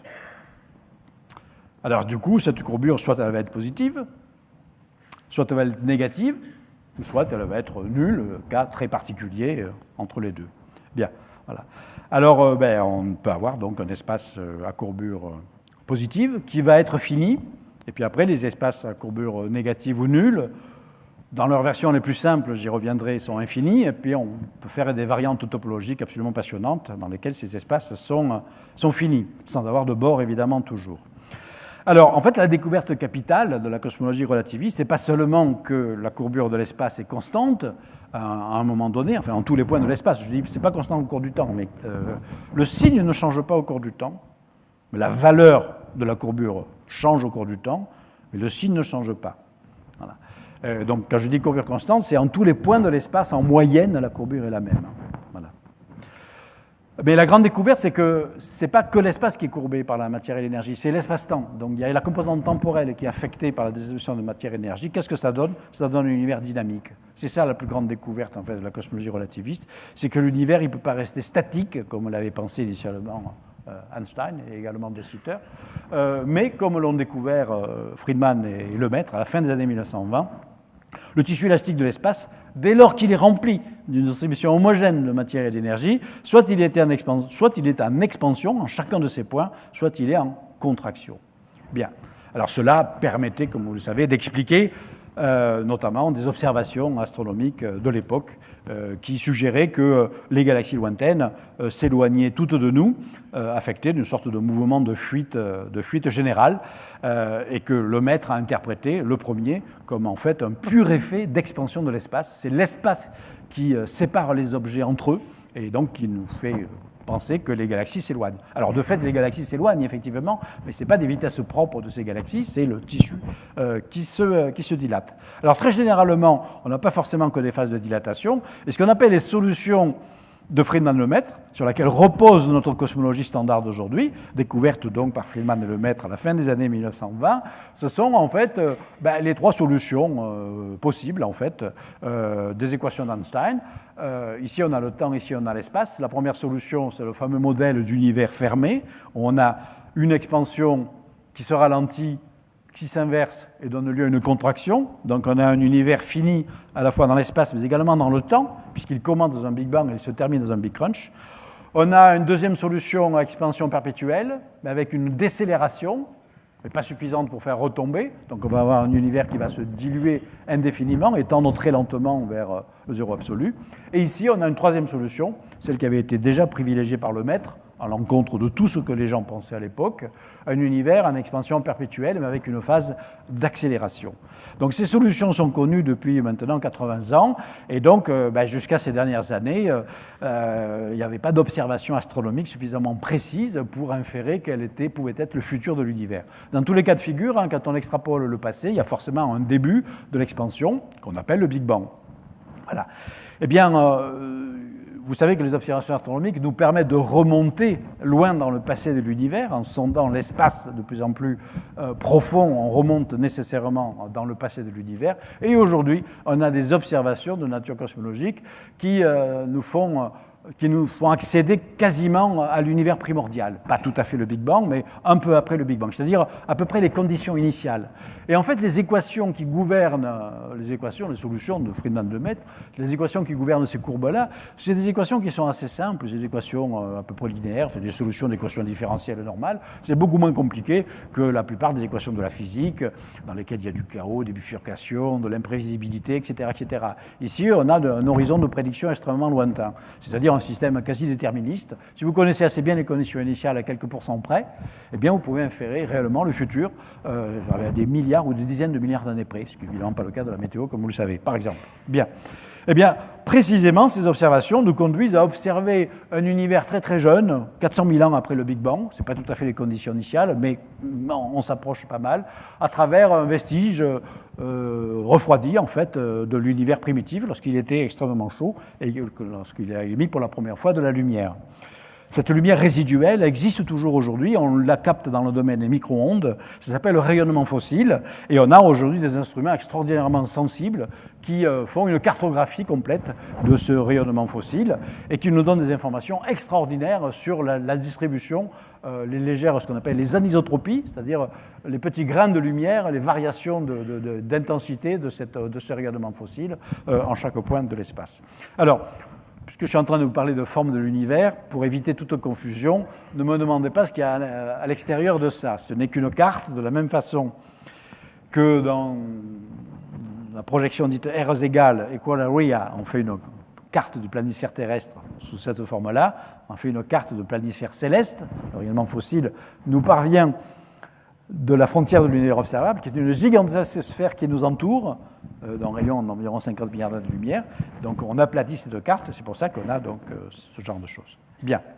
Alors grâce justement à ces observations du rayonnement fossile et à d'autres choses plus subtiles, que je n'ai pas le temps de vous détailler, on combine des observations entre elles pour accéder aux paramètres cosmologiques. La courbure de l'espace, finalement, elle est très proche de zéro. Ce n'est probablement pas strictement zéro. On voit mal comment un nombre physique pourrait être égal à zéro avec une infinité de décimales près, mais en tout cas, c'est très proche de zéro. L'espace, à grande échelle, il est très, très faiblement courbé. On ne sait pas s'il est courbure légèrement positive ou à courbure légèrement négative. Mais surtout, le contenu matériel de l'espace, il est dominé par une forme de matière et d'énergie, je n'ai pas le temps de développer ça parce que ce n'est pas le sujet, qu'on appelle l'énergie sombre, mais qui, en fait, privilégie la courbe numéro 3 que je vous avais montrée. C'est-à-dire, nous serions donc dans un univers en expansion perpétuelle, et nous sommes en phase d'accélération. Voilà. Alors, est-ce que cette accélération va se poursuivre à jamais? Donc, vous voyez, ici, aujourd'hui, on est là, et dans le passé, c'était comme ça. Donc il y a eu une première phase où l'univers était en décélération parce que la matière gravitante et attractive l'emportait sur l'énergie sombre qui est plutôt répulsive, parce que c'est l'énergie sombre en fait, qui est responsable de l'accélération. Et puis les choses se sont inversées au bout de 5 à 6 milliards d'années, et aujourd'hui l'énergie sombre domine, et donc elle accélère l'expansion de l'univers. Voilà. On ne peut pas savoir actuellement si ça va se poursuivre toujours, parce qu'on ignore encore la nature exacte de l'énergie sombre.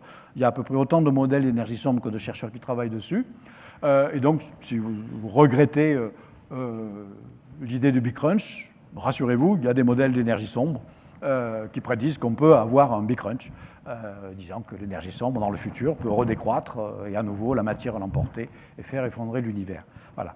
En revanche, il y a des modèles où c'est encore plus dramatique que la situation actuelle, où l'accélération va devenir absolument frénétique. Bien. J'accélère moi-même frénétiquement pour arriver à les choses un peu plus complexes, mais justement, quand ça bouscule, ça va bousculer encore plus les idées générales. Voilà.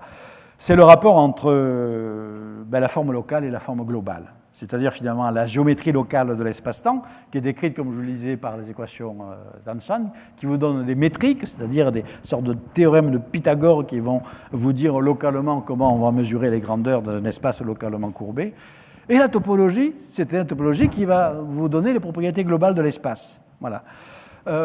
Et bien donc, l'un des premiers à avoir fait remarquer que la relativité, c'est-à-dire la métrique de l'espace-temps, ne détermine pas, par exemple, le caractère fini ou infini, le fait que ce soit simplement connexe ou multiconnexe, et Alexandre Freeman, qui est l'un des deux pères fondateurs du Big Bang avec Georges Lemaître. Donc il y a clairement une indétermination topologique dans la relativité qui se trouve au moins dans deux sujets.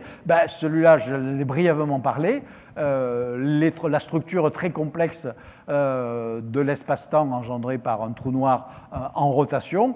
Je vous disais que tous les carrés bleus représentent des espaces-temps extérieurs au trou noir.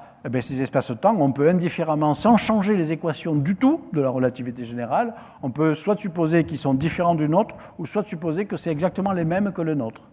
Voilà, il y a une indétermination topologique. Ça va être pareil pour les solutions de la cosmologie, qu'on appelle donc les solutions de Friedmann-Lemaitre. Alors on va voir pourquoi, toute la richesse que va apporter la topologie sur cette question-là, vieille comme l'humanité, puisque j'avais commencé par ça, pour vous parler des Grecs, la taille et la forme de l'espace. Alors je parle bien de l'espace physique cette fois-ci. Je ne parle pas de l'espace observable. Il y a un univers observable. Évidemment, nous sommes au centre, par construction. Et c'est un univers observable. Il a un bord, forcément, mais ce n'est pas un bord physique. Ce n'est qu'un horizon. Ça s'appelle l'horizon cosmologique. Pourquoi ? Parce que l'espace-temps, il est courbé. Et de la même façon que le navigateur à la surface de la Terre, au milieu de l'océan, ne voit pas la totalité de la surface terrestre à cause de la courbure de la Terre, il y a un horizon qui est un cercle autour de lui. Et c'est très bien que ce n'est pas un bord physique, un bord matériel. Il sait très bien qu'il y a autre chose au-delà de cet horizon. Voilà. Mais s'il ne connaît pas de géographie, il ne connaît pas le rayon de courbure de la Terre, il ne sait pas ce qu'il y a au-delà de l'horizon, par exemple. Bien. Donc c'est pareil, nous sommes des navigateurs dans l'espace-temps. L'espace-temps est courbé par la matière et l'énergie, donc il y a un horizon cosmologique. Nous sommes au centre de cet horizon cosmologique. Nous connaissons la taille de cet horizon. C'est à peu près 50 milliards d'années-lumière aujourd'hui. Bien. Première hypothèse, le vrai univers, l'espace physique, par rapport à ça, vous pensez qu'il est plus grand, et même qu'il est infini. Première hypothèse, l'espace est infini. Tout à fait compatible, évidemment, avec les solutions. Ça fait partie des solutions possibles de la relativité. Problème, expérimentalement, on ne le saura jamais. Évidemment, aucune mesure physique nous fera accéder à l'infini. Donc après, il y a les autres solutions dont je vous parlais du tout début, les espaces finis sans bord.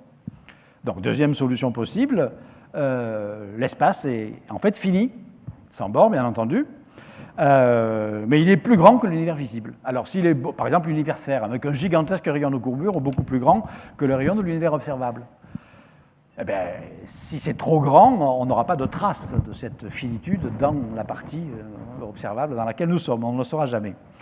Et il se trouve que la topologie, une branche magique de la géométrie, nous permet de bâtir des modèles que j'ai ultérieurement appelés les modèles d'univers chiffonné, qui sont des modèles tout aussi cohérents que les autres, mais qui, eux, sont testables expérimentalement parce qu'ils vont produire un effet observable, un effet de mirage topologique.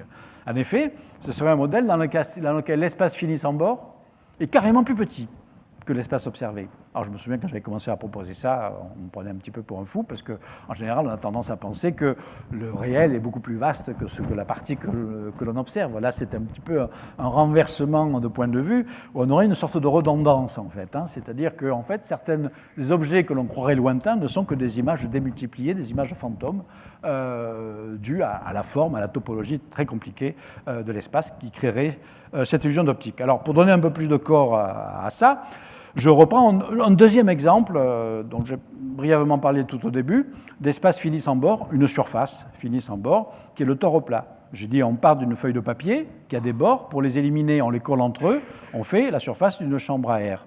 Voilà.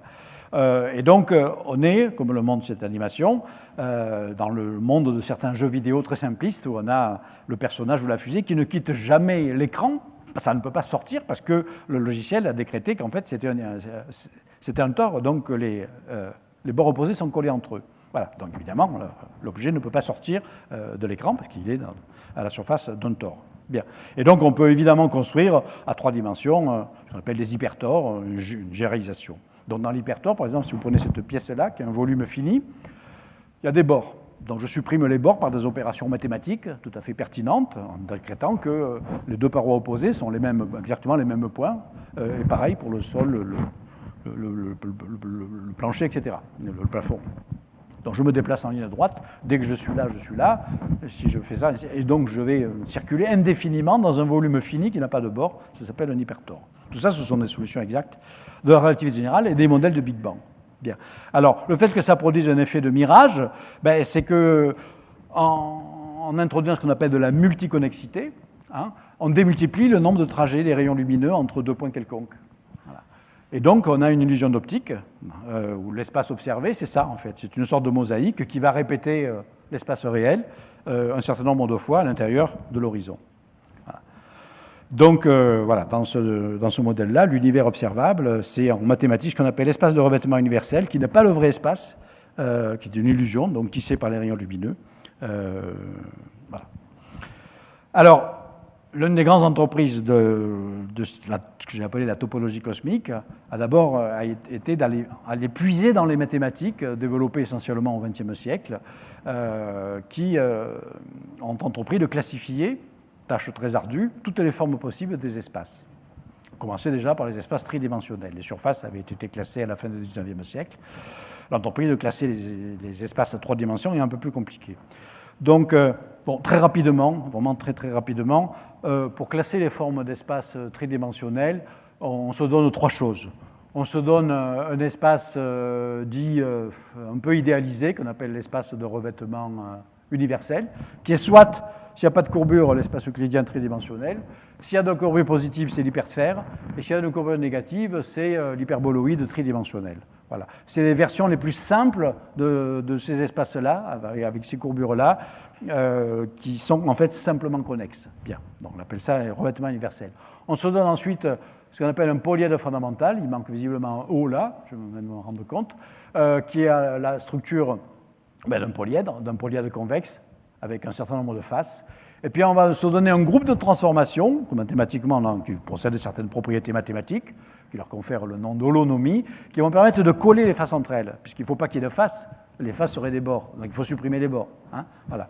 Donc il y a plusieurs façons de coller les faces, et comme ça on génère des formes d'espace différentes, correspondant par exemple à un espace de revêtement universel donné. Hein. Bien, bon, on va avoir des exemples. Bien. Alors, ce n'est pas du tout intuitif, la topologie. Par exemple, vous prenez un dodécaèdre, une figure que j'aime bien, vous allez voir pourquoi. Hein, donc 12 faces pentagonales, etc. Ben, vous voyez, si vous voulez coller les faces opposées entre elles, ben, il y a plusieurs façons de le faire, parce qu'elles sont légèrement décalées entre elles d'un dixième de tour. Donc pour les coller réellement, soit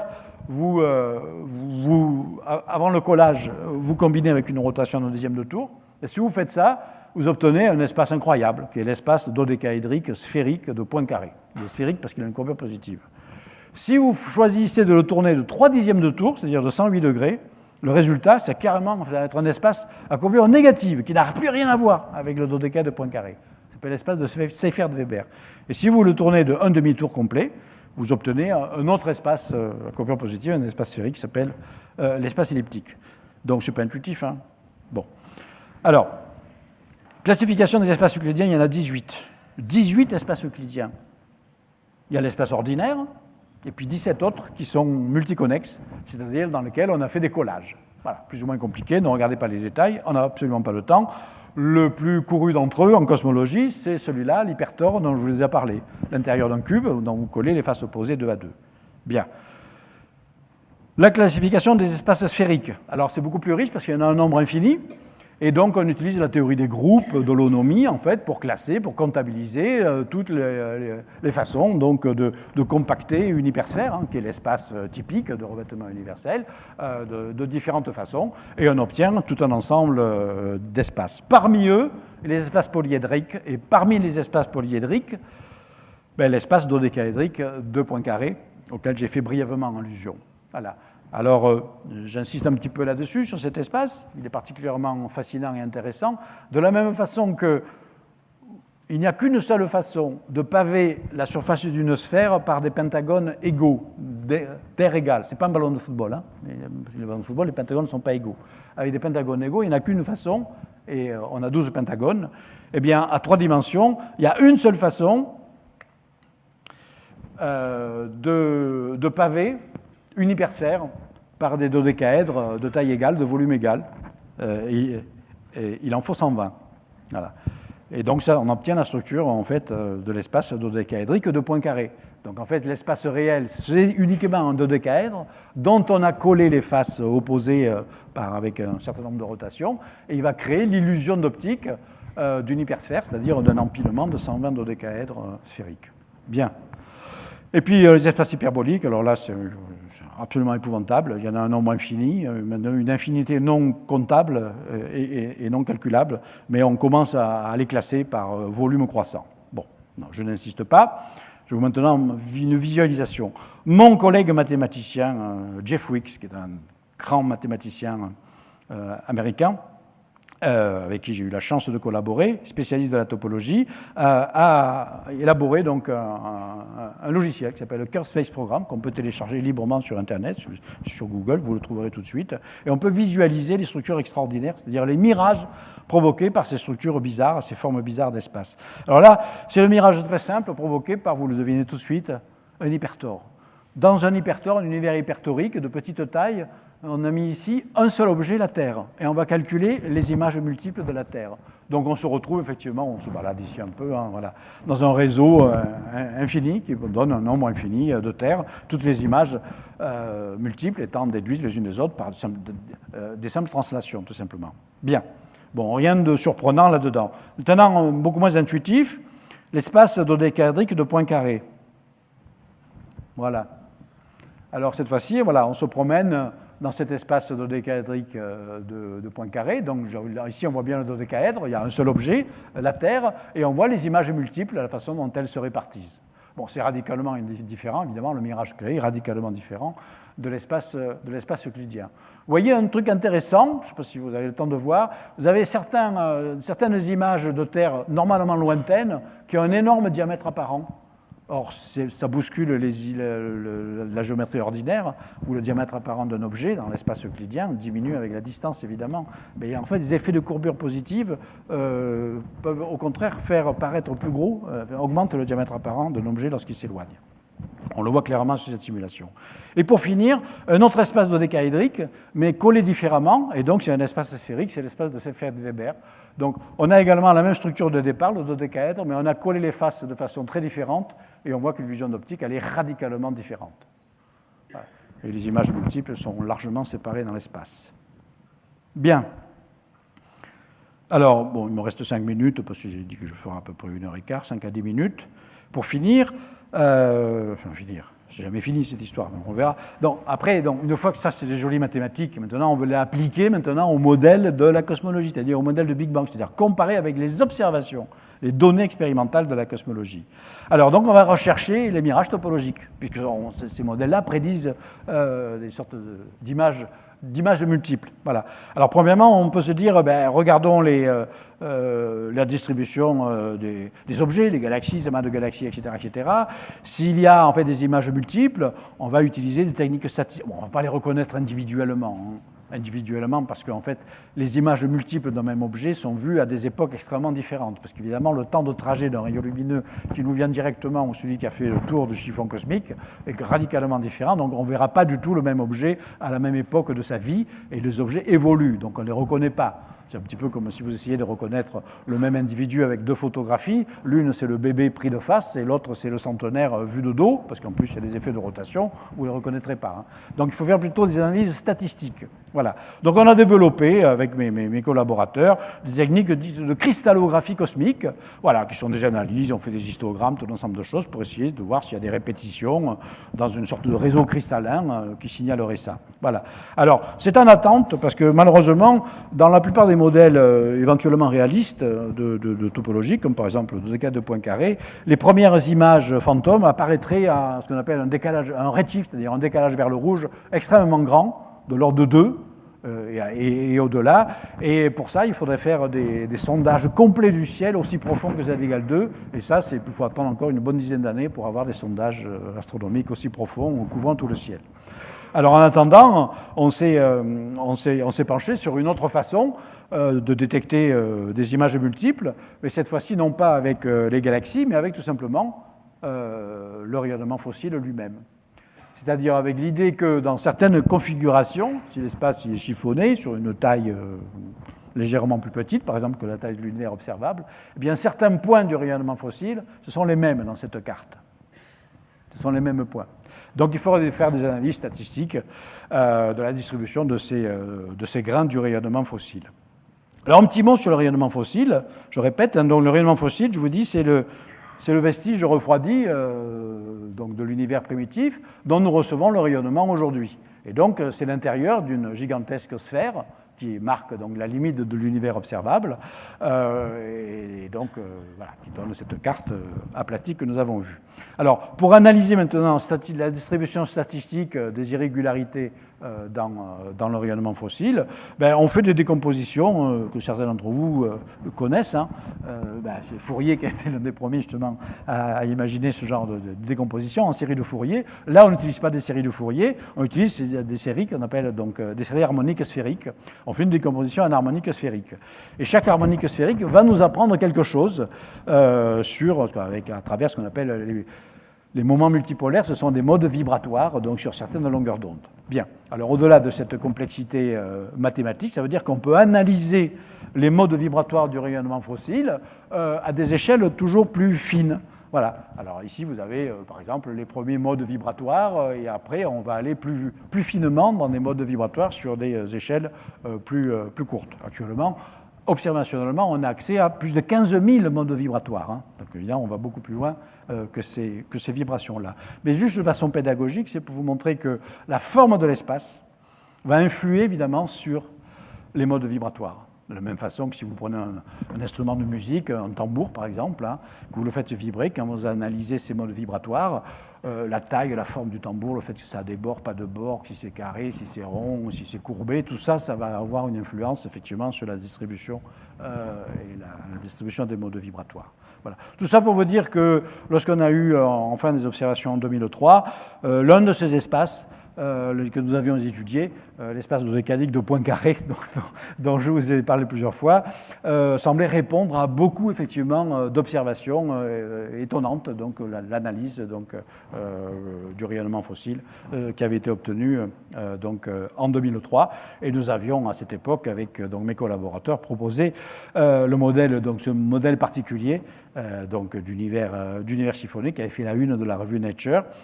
Et ça tombe bien en plein euro. Les journalistes de l'époque l'avaient déjà appelé l'univers ballon de foot, en faisant une petite erreur, parce qu'effectivement, vous allez voir, on a vu que ce n'était pas un ballon de foot, parce que sur le quand vous regardez un ballon de football, les pentagones qui font un pavage de la surface du ballon ne sont pas égaux entre eux.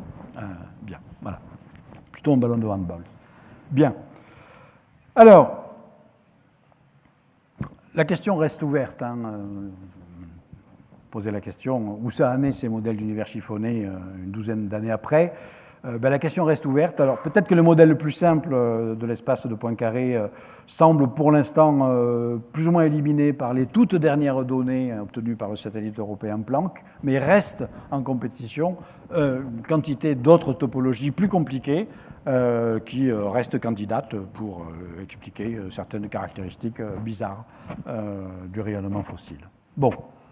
Mais je voudrais finir avec la chose la plus complexe, mais donc la plus fascinante de tout ça. Finalement, le but de la physique fondamentale, c'est quelque part, ça a toujours été de lier le local au global, c'est-à-dire d'essayer de comprendre ce qui est très très grand. J'aime pas les mots infiniment grand et infiniment petit, parce qu'en physique, il n'y a pas d'infini, donc il n'y a pas d'infiniment grand ni d'infiniment petit. Donc le très très grand et le petit, c'est-à-dire le local et le global. Et en revenant à mon schéma de base sur les différents niveaux, cela revient à s'interroger sur ça, cette liaison possible entre la forme globale de l'espace de l'univers et la forme microscopique. Parce qu'en effet, si je vous dis, mais alors, il est possible que notre espace ait la topologie bizarre d'un espace dodécaédrique de Poincaré. Mais pourquoi ? Pourquoi cette topologie plutôt qu'une autre ? Il faudrait trouver une explication au niveau fondamental de la physique fondamentale. Bon. Et là, on se heurte au grand problème de la physique d'aujourd'hui, c'est l'incompatibilité entre les deux grandes théories de la physique qui décrivent d'une part la gravitation, c'est-à-dire la relativité générale, et d'autre part les autres interactions, les trois autres interactions. On va dire que c'est la physique de l'infiniment petit, même si ce n'est pas évidemment infiniment petit, donc disons que c'est la physique des particules élémentaires et des interactions et des trois interactions fondamentales, régies donc par la mécanique quantique. Voilà. Les équations sont radicalement différentes. Les équations d'Einstein, la belle équation de Schrödinger, ou les équations du principe d'incertitude d'Heisenberg, ce genre-là, fonctionnent dans des cadres différents. Ces deux théories sont incompatibles. Elles marchent extraordinairement bien dans leurs domaines respectifs. Donc en général, on est content, parce qu'en général, les domaines sont bien séparés.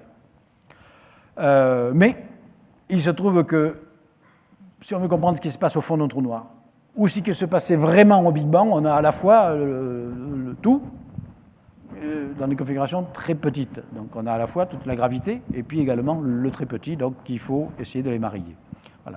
Et là, il y a un problème, effectivement, il y a une compatibilité dans la construction même de ces théories entre la relativité générale et la mécanique quantique. Je me permettrai deux métaphores, pour éviter de rentrer dans les détails, deux métaphores picturales pour illustrer la relativité générale. C'était l'image de fond de la toute première diapo, c'est un tableau de Salvador Dali, où on voit un continuum d'espace-temps, une géométrie lisse, mais courbée. Alors vous avez les montres molles, les fameuses montres molles, l'élasticité de l'espace. Vous avez aussi des structures géométriques, comme le dodécaèdre. Une singulière intuition, d'ailleurs, de Salvador Dali, évidemment. Ce tableau est très largement antérieur à tous ces travaux que je viens de mentionner.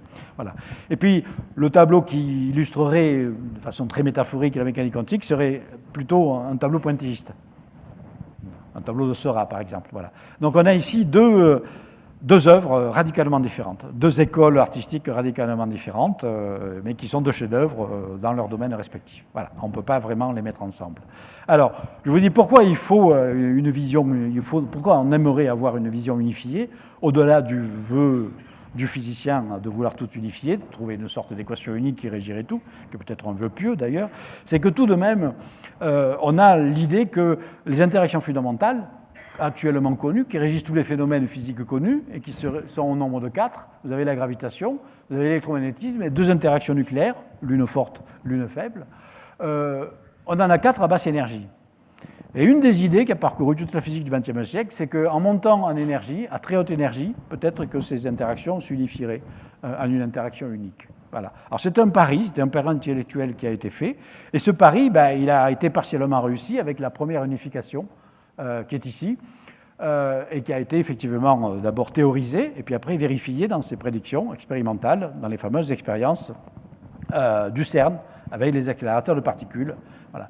Mais il se trouve qu'au-delà de ces recréations artificielles, si on remonte dans le passé de l'univers, c'est comme si on remontait dans l'histoire d'un accélérateur de particules. C'est-à-dire, aller vers le bas, ça veut dire repartir d'aujourd'hui dans un univers relativement froid, la température moyenne de l'univers, c'est moins de 170 degrés, et à mesure qu'on va aller vers le Big Bang, l'univers est de plus en plus chaud. Donc voilà les températures associées à ça.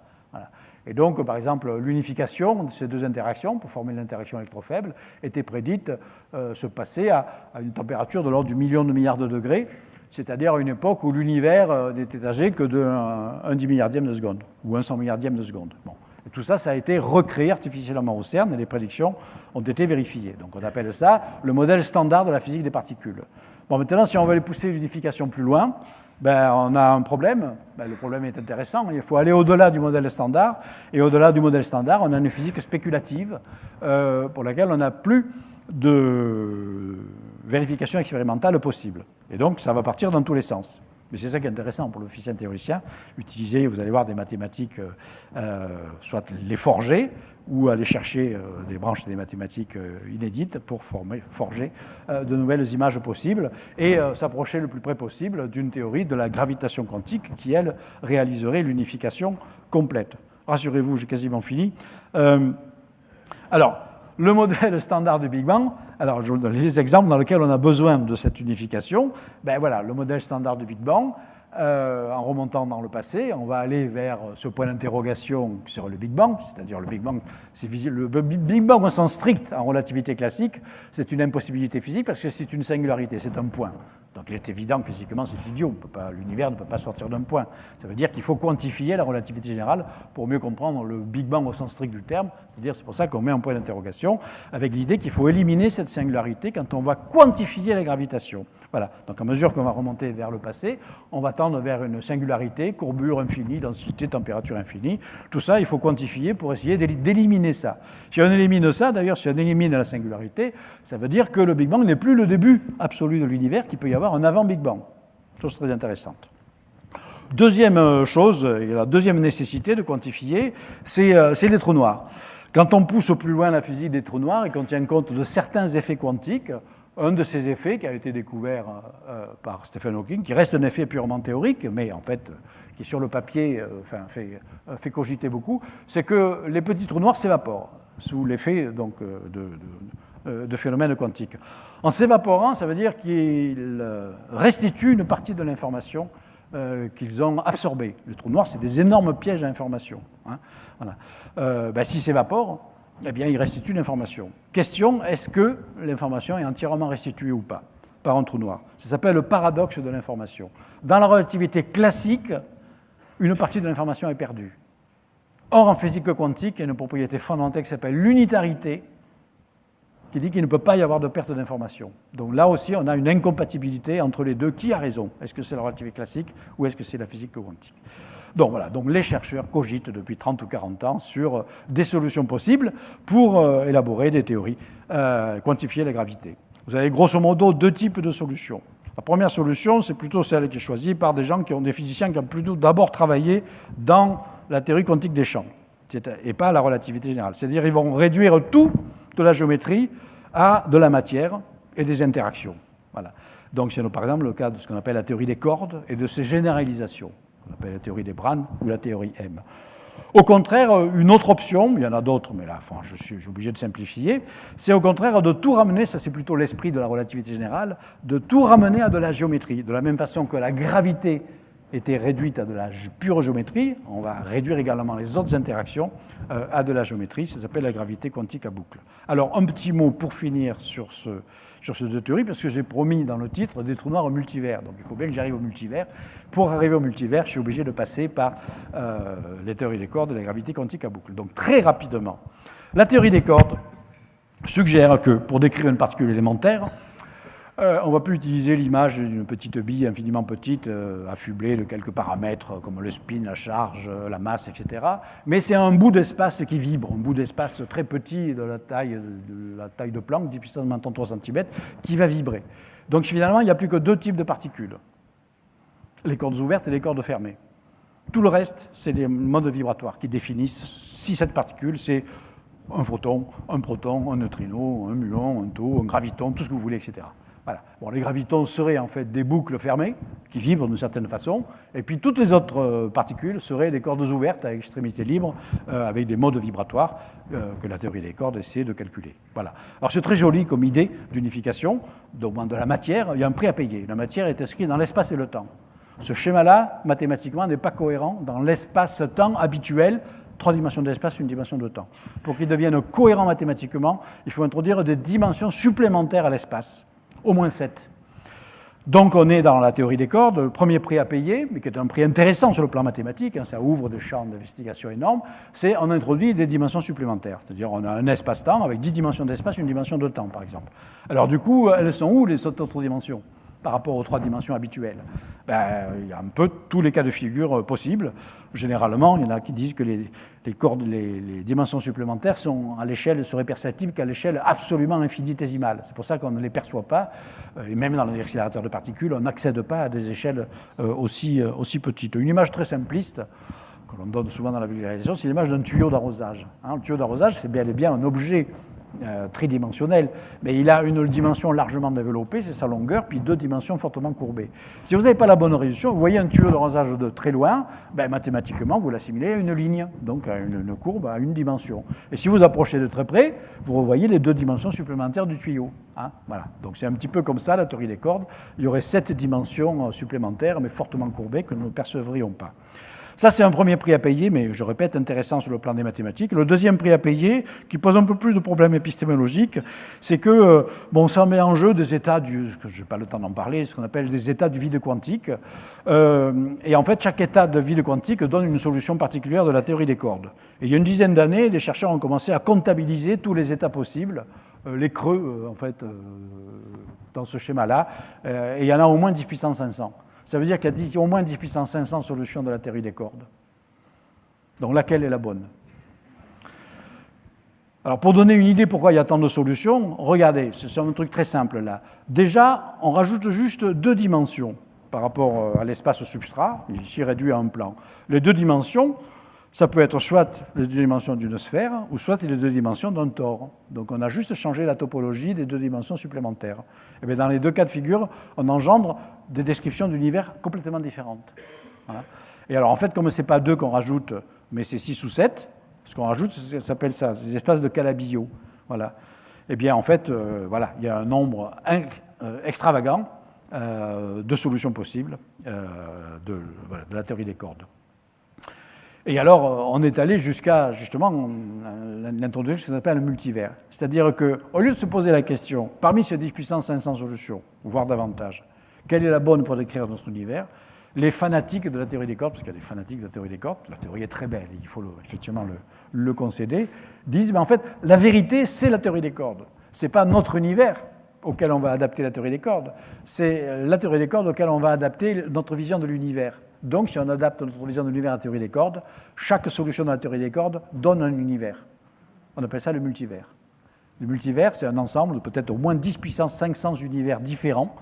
Donc nous serions qu'un cas extraordinairement particulier, extrêmement privilégié, faisant partie de ce qu'on appelle le paysage cosmique. Voilà, donc le paysage cosmique est une notion qui a été introduite il y a quelques années pour décrire en fait voilà, un paysage qui va se former par les fluctuations spontanées du vide. Voilà, vous avez un paysage qui se forme là. Chaque point de ce paysage, c'est un univers, selon les partisans évidemment de cette théorie du multivers, du paysage cosmique. Voilà. Notre univers à nous serait le fond d'une vallée, parce qu'on est dans un univers relativement stable, etc., etc. Dès qu'on monte sur une colline ou encore sur un pic, on a des univers à des propriétés radicalement différentes de la nôtre, qui donc ne vont pas former l'étoile, par exemple, évidemment, ne vont pas former d'être vivant et encore moins d'être conscient, etc. Mais tout ça, selon les théories du paysage, ce sont des univers à part entière. Alors ici, je décris très rapidement qu'un type de multivers, mais il se trouve que la plupart des théories de physique théorique donc développées aujourd'hui produisent des multivers avec des notions différentes. Ça, c'est le multivers de la théorie des cordes.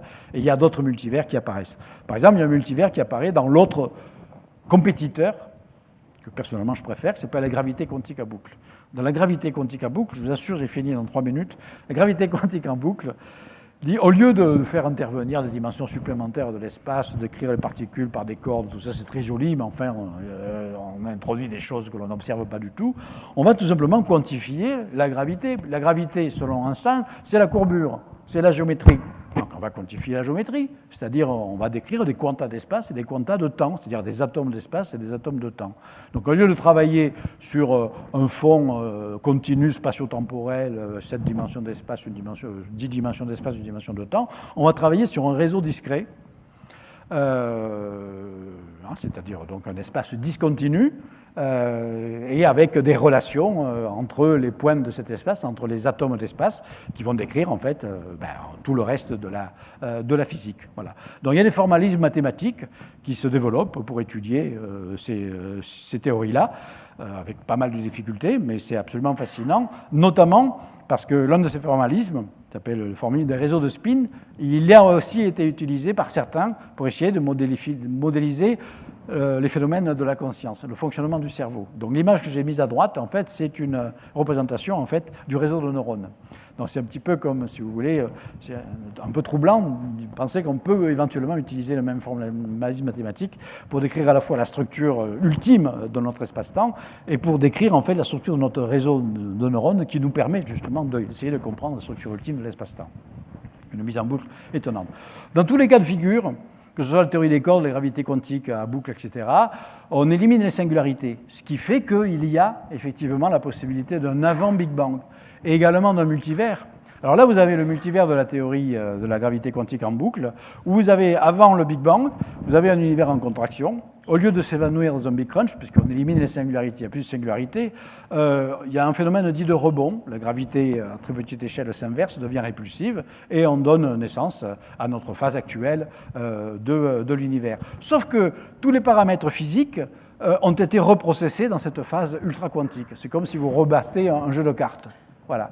Et la distribution du jeu de cartes donne des constantes fondamentales de la nature très différentes et vous donne un univers radicalement différent. Donc c'est une forme de multivers temporel où effectivement, en passant par ces phases de rebond, qui, selon certains scénarios, peuvent carrément être des trous de verre, c'est-à-dire ce passage-là, ce goulet d'étranglement entre deux phases de l'univers, c'est en fait un trou de verre qui va connecter un trou noir formé dans l'univers antérieur et notre Big Bang qui serait la sortie d'un trou de verre dans notre univers, étant entendu qu'après le processus se répète, puisque dans notre univers on estime qu'il y a peut-être 10 puissance 18 trous noirs, qui ont peut-être engendré 10 puissance 18 enfants, des bébés univers comme on les appelle, qui à leur tour vont engendrer des trous noirs et ainsi de suite. Donc on retrouve une forme d'éternité, si vous voulez, de l'univers qui n'a ni début ni fin. Bon, voilà où nous conduisent un petit peu ces paysages étranges, donc de multivers, dans les différentes théories de la gravitation quantique.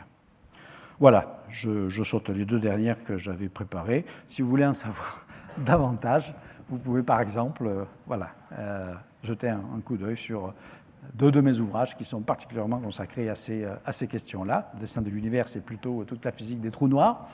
Et puis l'univers chiffonné, c'est plutôt la partie cosmologique, avec dans chacun des cas les ouvertures sur les nouvelles théories de gravitation quantique. Qu'est-ce que ça nous dit sur les trous noirs et qu'est-ce que ça nous dit sur le cosmos dans son ensemble? J'ai un petit peu débordé le temps qui m'était imparti. Je suis désolé, mais le sujet était vaste. Je vous remercie et je suis prêt à écouter certaines de vos questions.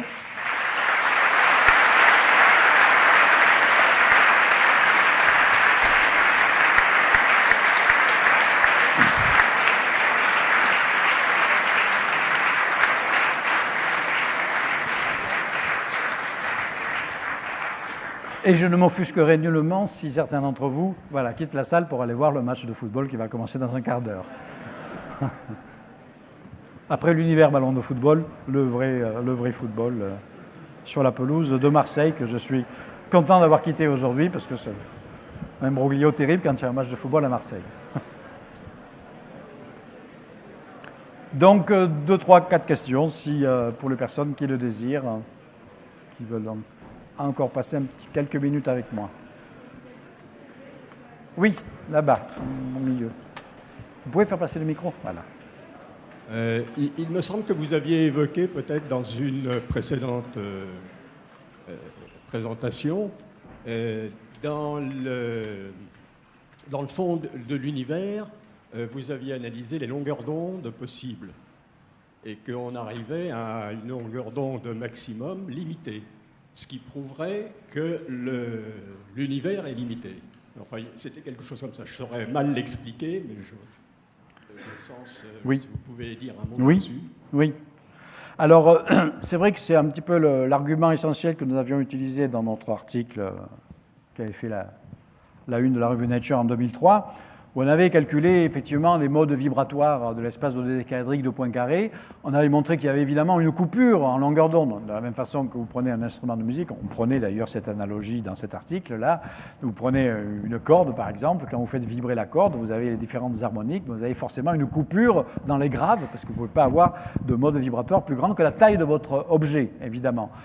Et nous avions interprété des observations de l'époque, suggéré une certaine coupure à grande échelle dans les modes vibratoires de l'univers observé, et nous l'avions interprété en termes musicaux par effectivement la finitude de l'espace, mais avec une structure très précise qui était celle du modèle du dodéca de Poincaré, qui reproduisait extrêmement bien les observations de l'époque. C'était une suggestion, ce n'était pas une preuve, parce qu'il se trouve qu'il y a d'autres possibilités pour expliquer ces observations-là.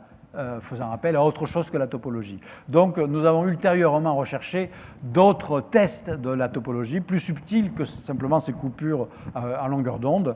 Et ces tests, c'est d'étudier les mirages topologiques précis que l'on pourrait obtenir dans le rayonnement fossile, c'est-à-dire la façon dont des points multiples seraient vus de multiples fois dans le rayonnement fossile, dans quelle configuration ils se trouveraient.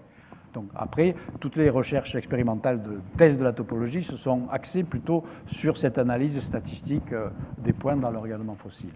Voilà. Et c'est un travail absolument considérable et qui n'est pas complètement achevé pour toutes les topologies possibles. Voilà. Donc les topologies les plus simples pour l'instant sont malgré tout éliminées par les toutes dernières observations, mais des topologies plus compliquées restent en jeu et restent en course.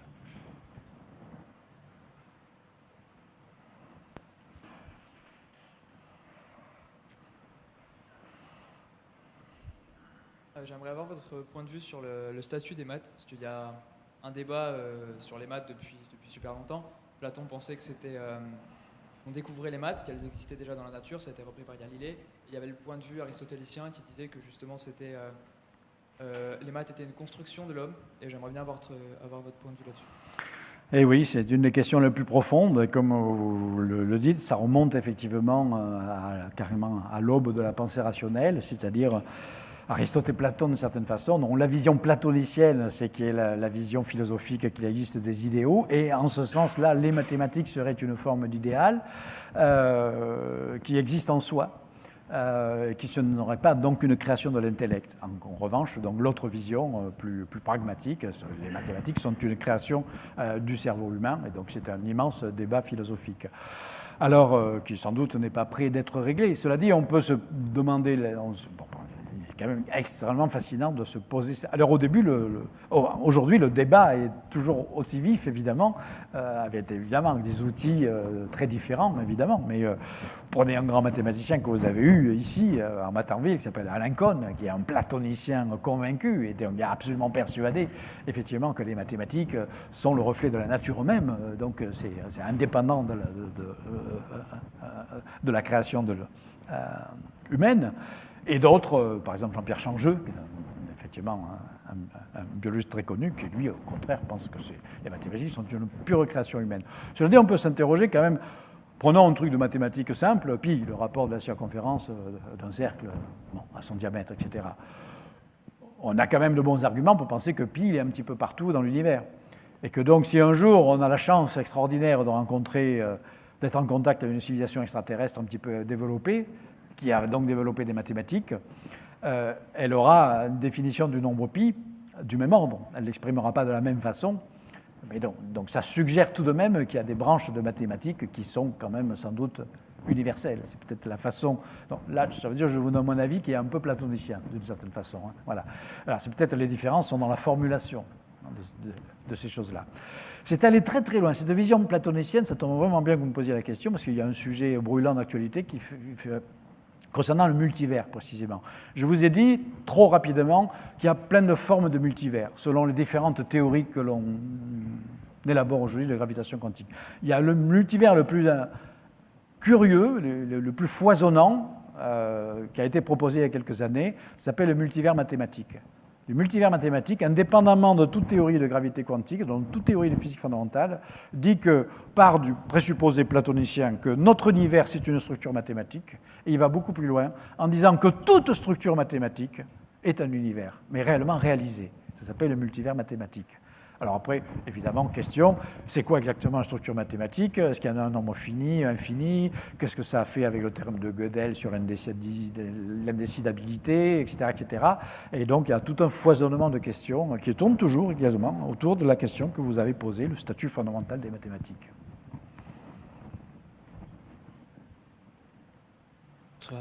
La relativité générale dit que l'espace-temps se courbe là où peut être observé de la matière.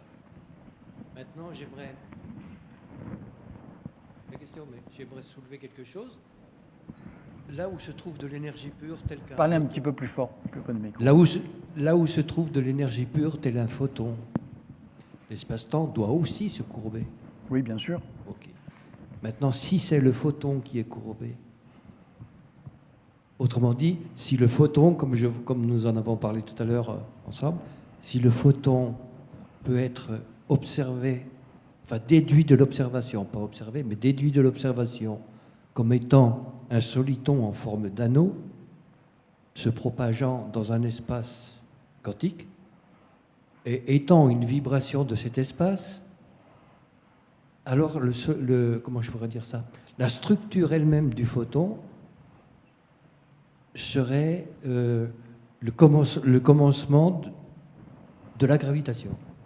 Oui, alors en tout cas, effectivement, cette hypothèse compliquerait singulièrement les choses. Ce qu'il y a, c'est que nous avons actuellement une théorie qui s'appelle l'électrodynamique quantique, qui fonctionne extraordinairement bien. Ça ne veut pas dire que c'est la théorie qui est juste, hein, mais elle fonctionne très bien, c'est-à-dire qu'elle fait des prédictions à 10-15 près sur tout ce qui concerne les propriétés des photons, des électrons et de leurs interactions. Voilà. Donc, imaginez que le photon puisse avoir une structure topologique, enfin, type soliton en forme d'anneau, comme vous le dites. Effectivement, ça sort complètement du cadre habituel.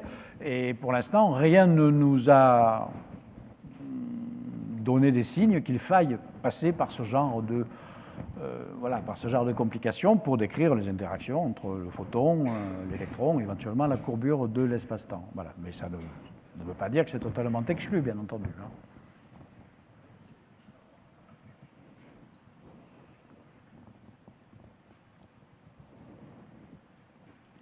Une autre question?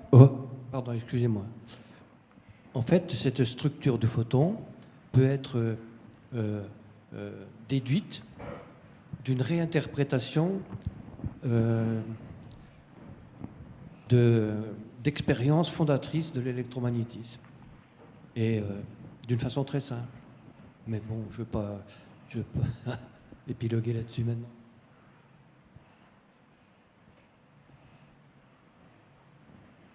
Peut-être 2 dernières questions. Bonsoir. J'avais une question, savoir si on pouvait faire partie d'un trou noir où on repasserait par un trou de verre périodiquement.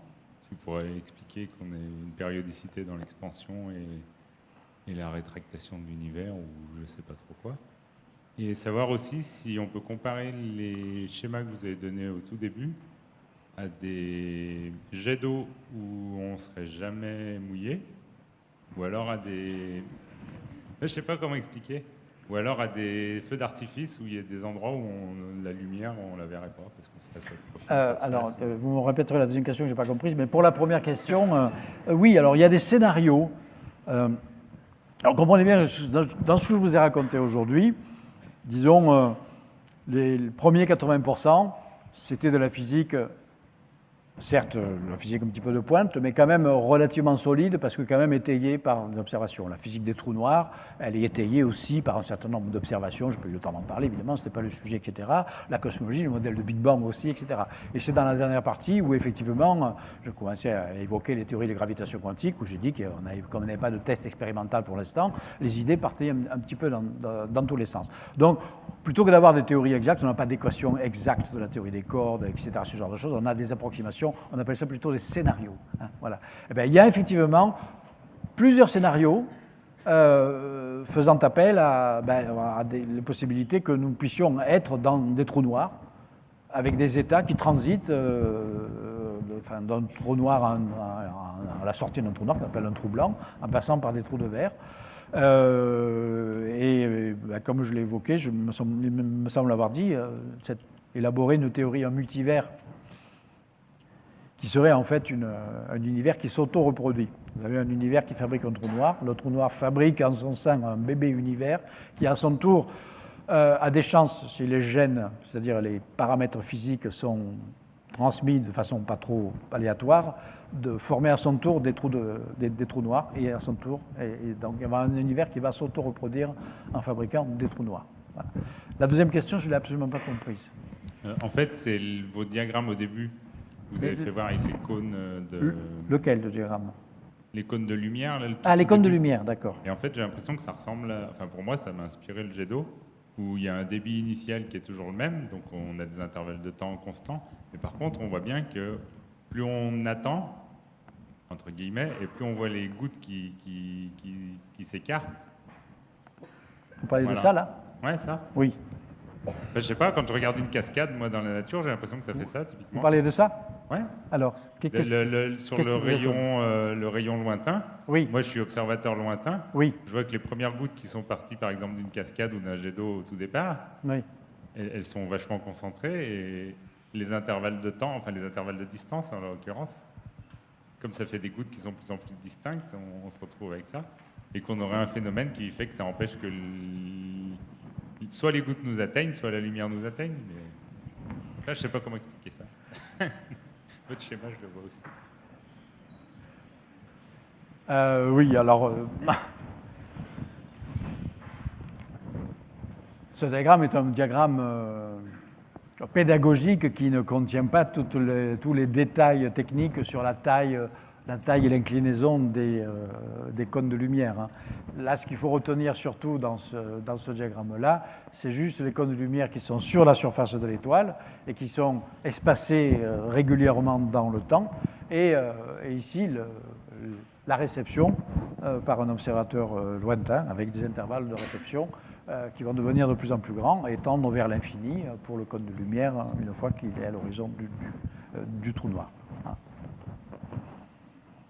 Peut-être une dernière question? Oui. Oui, pardon. On sait que le temps il s'écoule relativement à la... Je suis en haut. Ah oui, non, il y a des micros de partout, là. Puis alors, en plus, j'ai un projecteur dans les yeux, rien du tout. On sait que le temps il s'écoule relativement à la vitesse à laquelle on va, Alors je voulais savoir, est-ce qu'il existe un temps de référence absolu? Oui, alors justement, ça sert aussi à montrer ceci. Il existe en relativité ce qu'on appelle le temps propre. C'est le temps qui est lié, le temps de l'observateur qui est lié à un mouvement. C'est le vrai temps. C'est-à-dire on a une horloge, enfin le vrai temps, le temps propre. Enfin, bon, on porte une horloge avec soi, et l'horloge, ça peut être les battements de cœur, les processus biologiques, tout ça, ce sont des horloges. Les horloges atomiques qui sont dans nos corps, etc. Maintenant, effectivement, la relativité nous dit qu'il y a aussi, dès qu'on n'est plus lié au mouvement, il y a des distorsions du temps. Voilà. Donc, une relativité. Donc, le temps apparent, c'est pas le même que le temps propre. C'est exactement ce qui est illustré là-dedans. Donc, effectivement, le temps, il y a une célèbre histoire, l'histoire des jumeaux, qui illustre ce qui semble paradoxal, mais qui n'est pas un paradoxe, c'est une conséquence incontournable en fait de la relativité. C'est le couple de jumeaux dont l'un reste sur Terre et l'autre va faire un grand voyage dans l'espace puis revenir, retrouver son frère. Eh bien, le jumeau voyageur, comme il a subi des accélérations, tout un ensemble de choses, et il a été obligé de voyager à la vitesse proche de la vitesse de la lumière, il a été dans des champs de gravité qui engendrent également ce même genre d'effet, eh bien, le temps qu'il a vécu, c'est-à-dire son temps propre à lui, lorsqu'il va le comparer au temps propre du jumeau qui, lui, n'a pas voyagé, eh bien, son temps propre à lui sera très différent. Et il sera même beaucoup plus court que celui du jumeau qui n'a pas voyagé. Voilà. Comme quoi, il faut voyager pour gagner un petit peu de temps. Vous le savez déjà. Voilà. Donc c'est une conséquence incontournable. Alors évidemment, ça n'a pas été réalisé avec des vrais jumeaux, mais ça est réalisé tous les jours dans les accélérateurs de particules, par exemple, où on voit que des particules qui ont des durées de vie propres, c'est-à-dire au repos au laboratoire très courtes, des muons, par exemple, qui ne vivent qu'un millionième de seconde, eh bien, accélérées au laboratoire à une vitesse de 99,99% de la vitesse de la lumière, ben, leur temps est 20 fois plus long. Voilà, donc voilà, ces décalages temporels sont absolument observés dans la nature. Une certitude, je répète, pardon. Vous semblez admettre le Big Bang comme une certitude. Vous avez montré les schémas où on voit que, quelle que soit l'hypothèse, on part d'un Big Bang. Est-ce que vous avez des collègues cosmologistes qui le remettent en question? Heureusement, il y a toujours des collègues qui remettent en question les choses. Cela dit, je ne suis pas d'accord que je l'ai présenté avec une certitude, puisque j'ai mis un grand point d'interrogation. Le point d'interrogation que j'ai mis, c'est... Ça dépend de ce qu'on appelle le Big Bang. Voilà. Pour moi, le Big Bang, et pour la plupart des cosmologistes sérieux, le Big Bang, ce n'est pas le point de départ infinitésimal, parce que c'est physiquement idiot, comme on le dit. Le Big Bang, ça fait, c'est toute une histoire qui nous dit que l'univers a évolué à partir d'une configuration initiale qui reste encore à décrire avec précision, mais d'une configuration initiale qui était de très haute énergie. À partir de là, il y a eu une expansion de l'espace qui a dilué la matière et l'énergie et qui a formé des structures. Voilà. Donc on va dire que voilà, c'est ce qu'on appelle le modèle du Big Bang chaud. On commence avec du chaud et on finit aujourd'hui avec du froid, des grumeaux, ce genre de choses. Ce scénario-là, il marche de façon incroyablement bien, c'est-à-dire qu'il est étayé par des dizaines et des centaines d'observations de nature très très différentes. Maintenant, si on appelle le Big Bang effectivement le vrai point de départ, alors effectivement, c'est physiquement absurde, comme je l'ai dit, et c'est pour ça qu'on essaie d'élaborer des modèles de gravitation quantique qui vont remettre en cause le Big Bang en tant que temps zéro, ou singularité initiale, mais ne vont absolument pas toucher le reste, c'est-à-dire tout le reste de la cosmologie observationnelle, standard, etc., etc. On commence à avoir de la bonne physique dans ce schéma-là, on commence à avoir une physique pertinente. Admettons qu'on mette le temps zéro là, sachant donc que je dis que c'est une extrapolation indue. En mettant qu'on mette le temps zéro, on peut compter après le temps à partir de là. Eh bien, on commence à avoir une physique, une bonne physique, c'est-à-dire que l'on peut expérimenter au laboratoire, au bout d'un 10 milliardième de seconde. Donc tout se passe dans ce premier 10 milliardième de seconde, c'est là qu'il faut faire des théories de gravitation quantique. Et c'est là où, si on met le Big Bang là-dedans, alors effectivement, on laisse tomber le Big Bang. Voilà, mais je vous le répète, pour les cosmologistes aujourd'hui, le vrai Big Bang, c'est pas ça. Le Big Bang, c'est toute une histoire qui nous conduit jusqu'à aujourd'hui. Merci Jean-Pierre. Ouais. Je propose qu'on remercie Jean-Pierre Luminet pour ça.